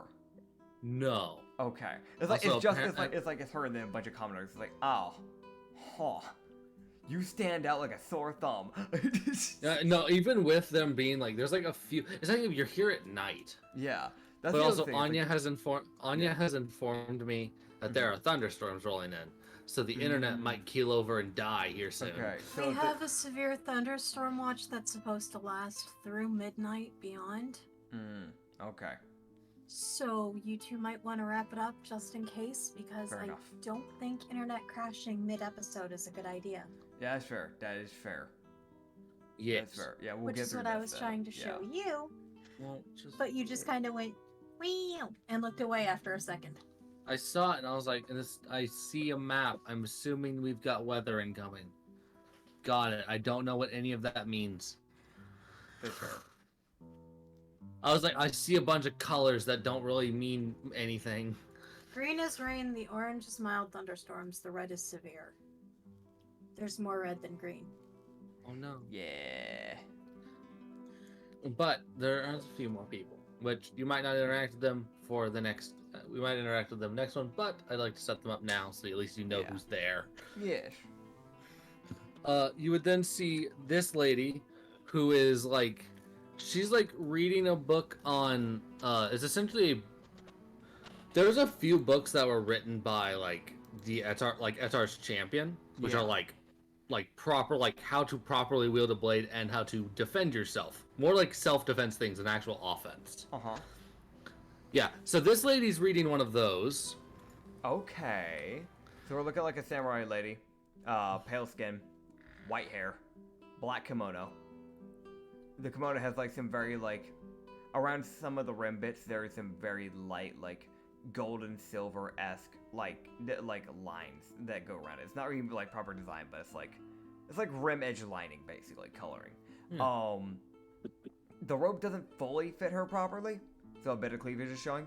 Besides It's not really her fault, from yeah, what it's you not can her, tell. Yeah, it's not her fault. Chad, the best way to put it so you can picture the best of your abilities, use your imagination, giant Gahangaloos. All I can say. Oh, and a white belt, kind of like strapping around the waist, so it actually like holds together. You would also see this girl who's like reorganizing some books that people didn't put back. Yeah. She looks slightly bothered. She probably works here. Probably.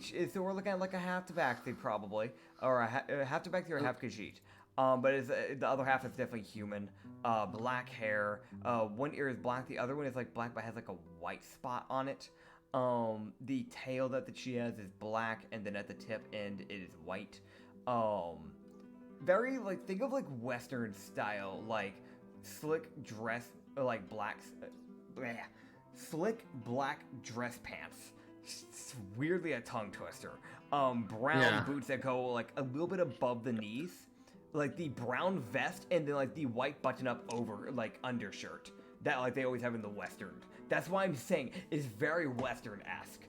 And then like brown strapping like bracers almost that kind of like go like halfway up the palm and then like almost up to the elbow, but kind of stops a little bit like a fourth of a waist before it gets to the elbow. And then like a sword like on her hip. So yeah. And then you would see on the opposite side of the building from the Infernal Woman, you would see this lady. And it's that weird thing of like the book she's holding is like the Anatomy of Humans. Why does this ring a bell with something I did before? Yurla. So I'm looking at a shark lady. A little bit. It might be a half shark, half human, or it's just a full shark lady, but she just has a very like human-esque form. From what you can tell, she's like a half shark person. She just got more human, but she got like the shark like strength and tenacity. Yeah. For those who don't know, we do have a shark race. I'm pretty sure it's called like that Caracras, something like that. I'm always something like that. Their names specifically are kind of weird to say, but she has the very like human-esque body, but she has the fucking muscle build of like a like female like shark person. And like razor sharp teeth. Yeah, the razor sharp teeth. She can probably breathe underwater and on land because she has like the gill linings like on her like arms and around like near her eyes. Very long, dark like blue, like maroon blue, like hair that is like put up in a ponytail. And even with it being in a ponytail, it's still like there's a lot of it.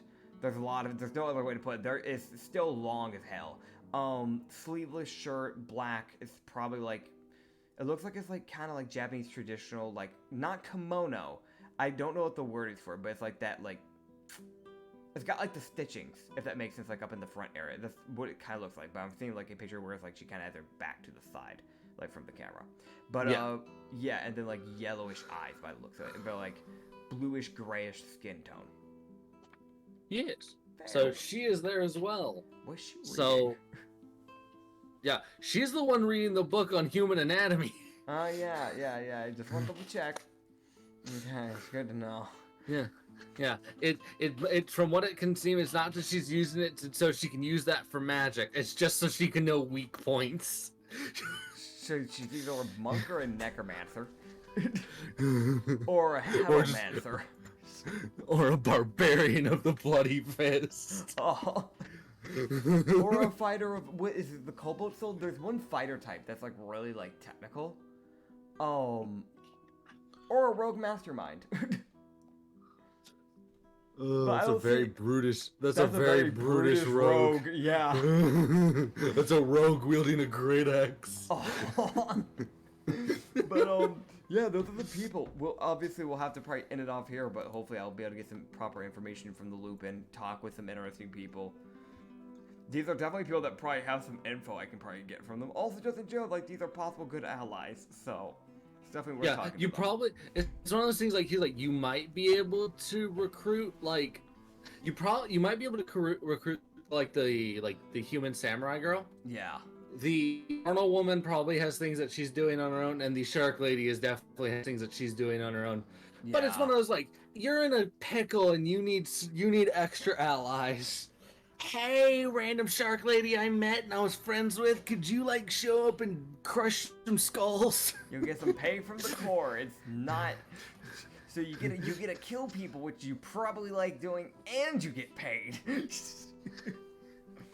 It's a win-win. I'm in. Yeah. But yeah, that is where we are going to end it off for today. I hope you guys enjoyed. Don't forget to fucking subscribe, I guess. Maybe. I mean, like, if you want to, like, Yeah, I'm yeah. not gonna force you. Tu- Yeah. Tune in. Yeah. Tune in next time to see if Hoji dies. The answer is most likely yes. Moving on. Alright. Bye. I am level 4 it. I am fucking dealing with people that could kill me instantly. Anyway, see ya. Have a great night. Bye. Bye.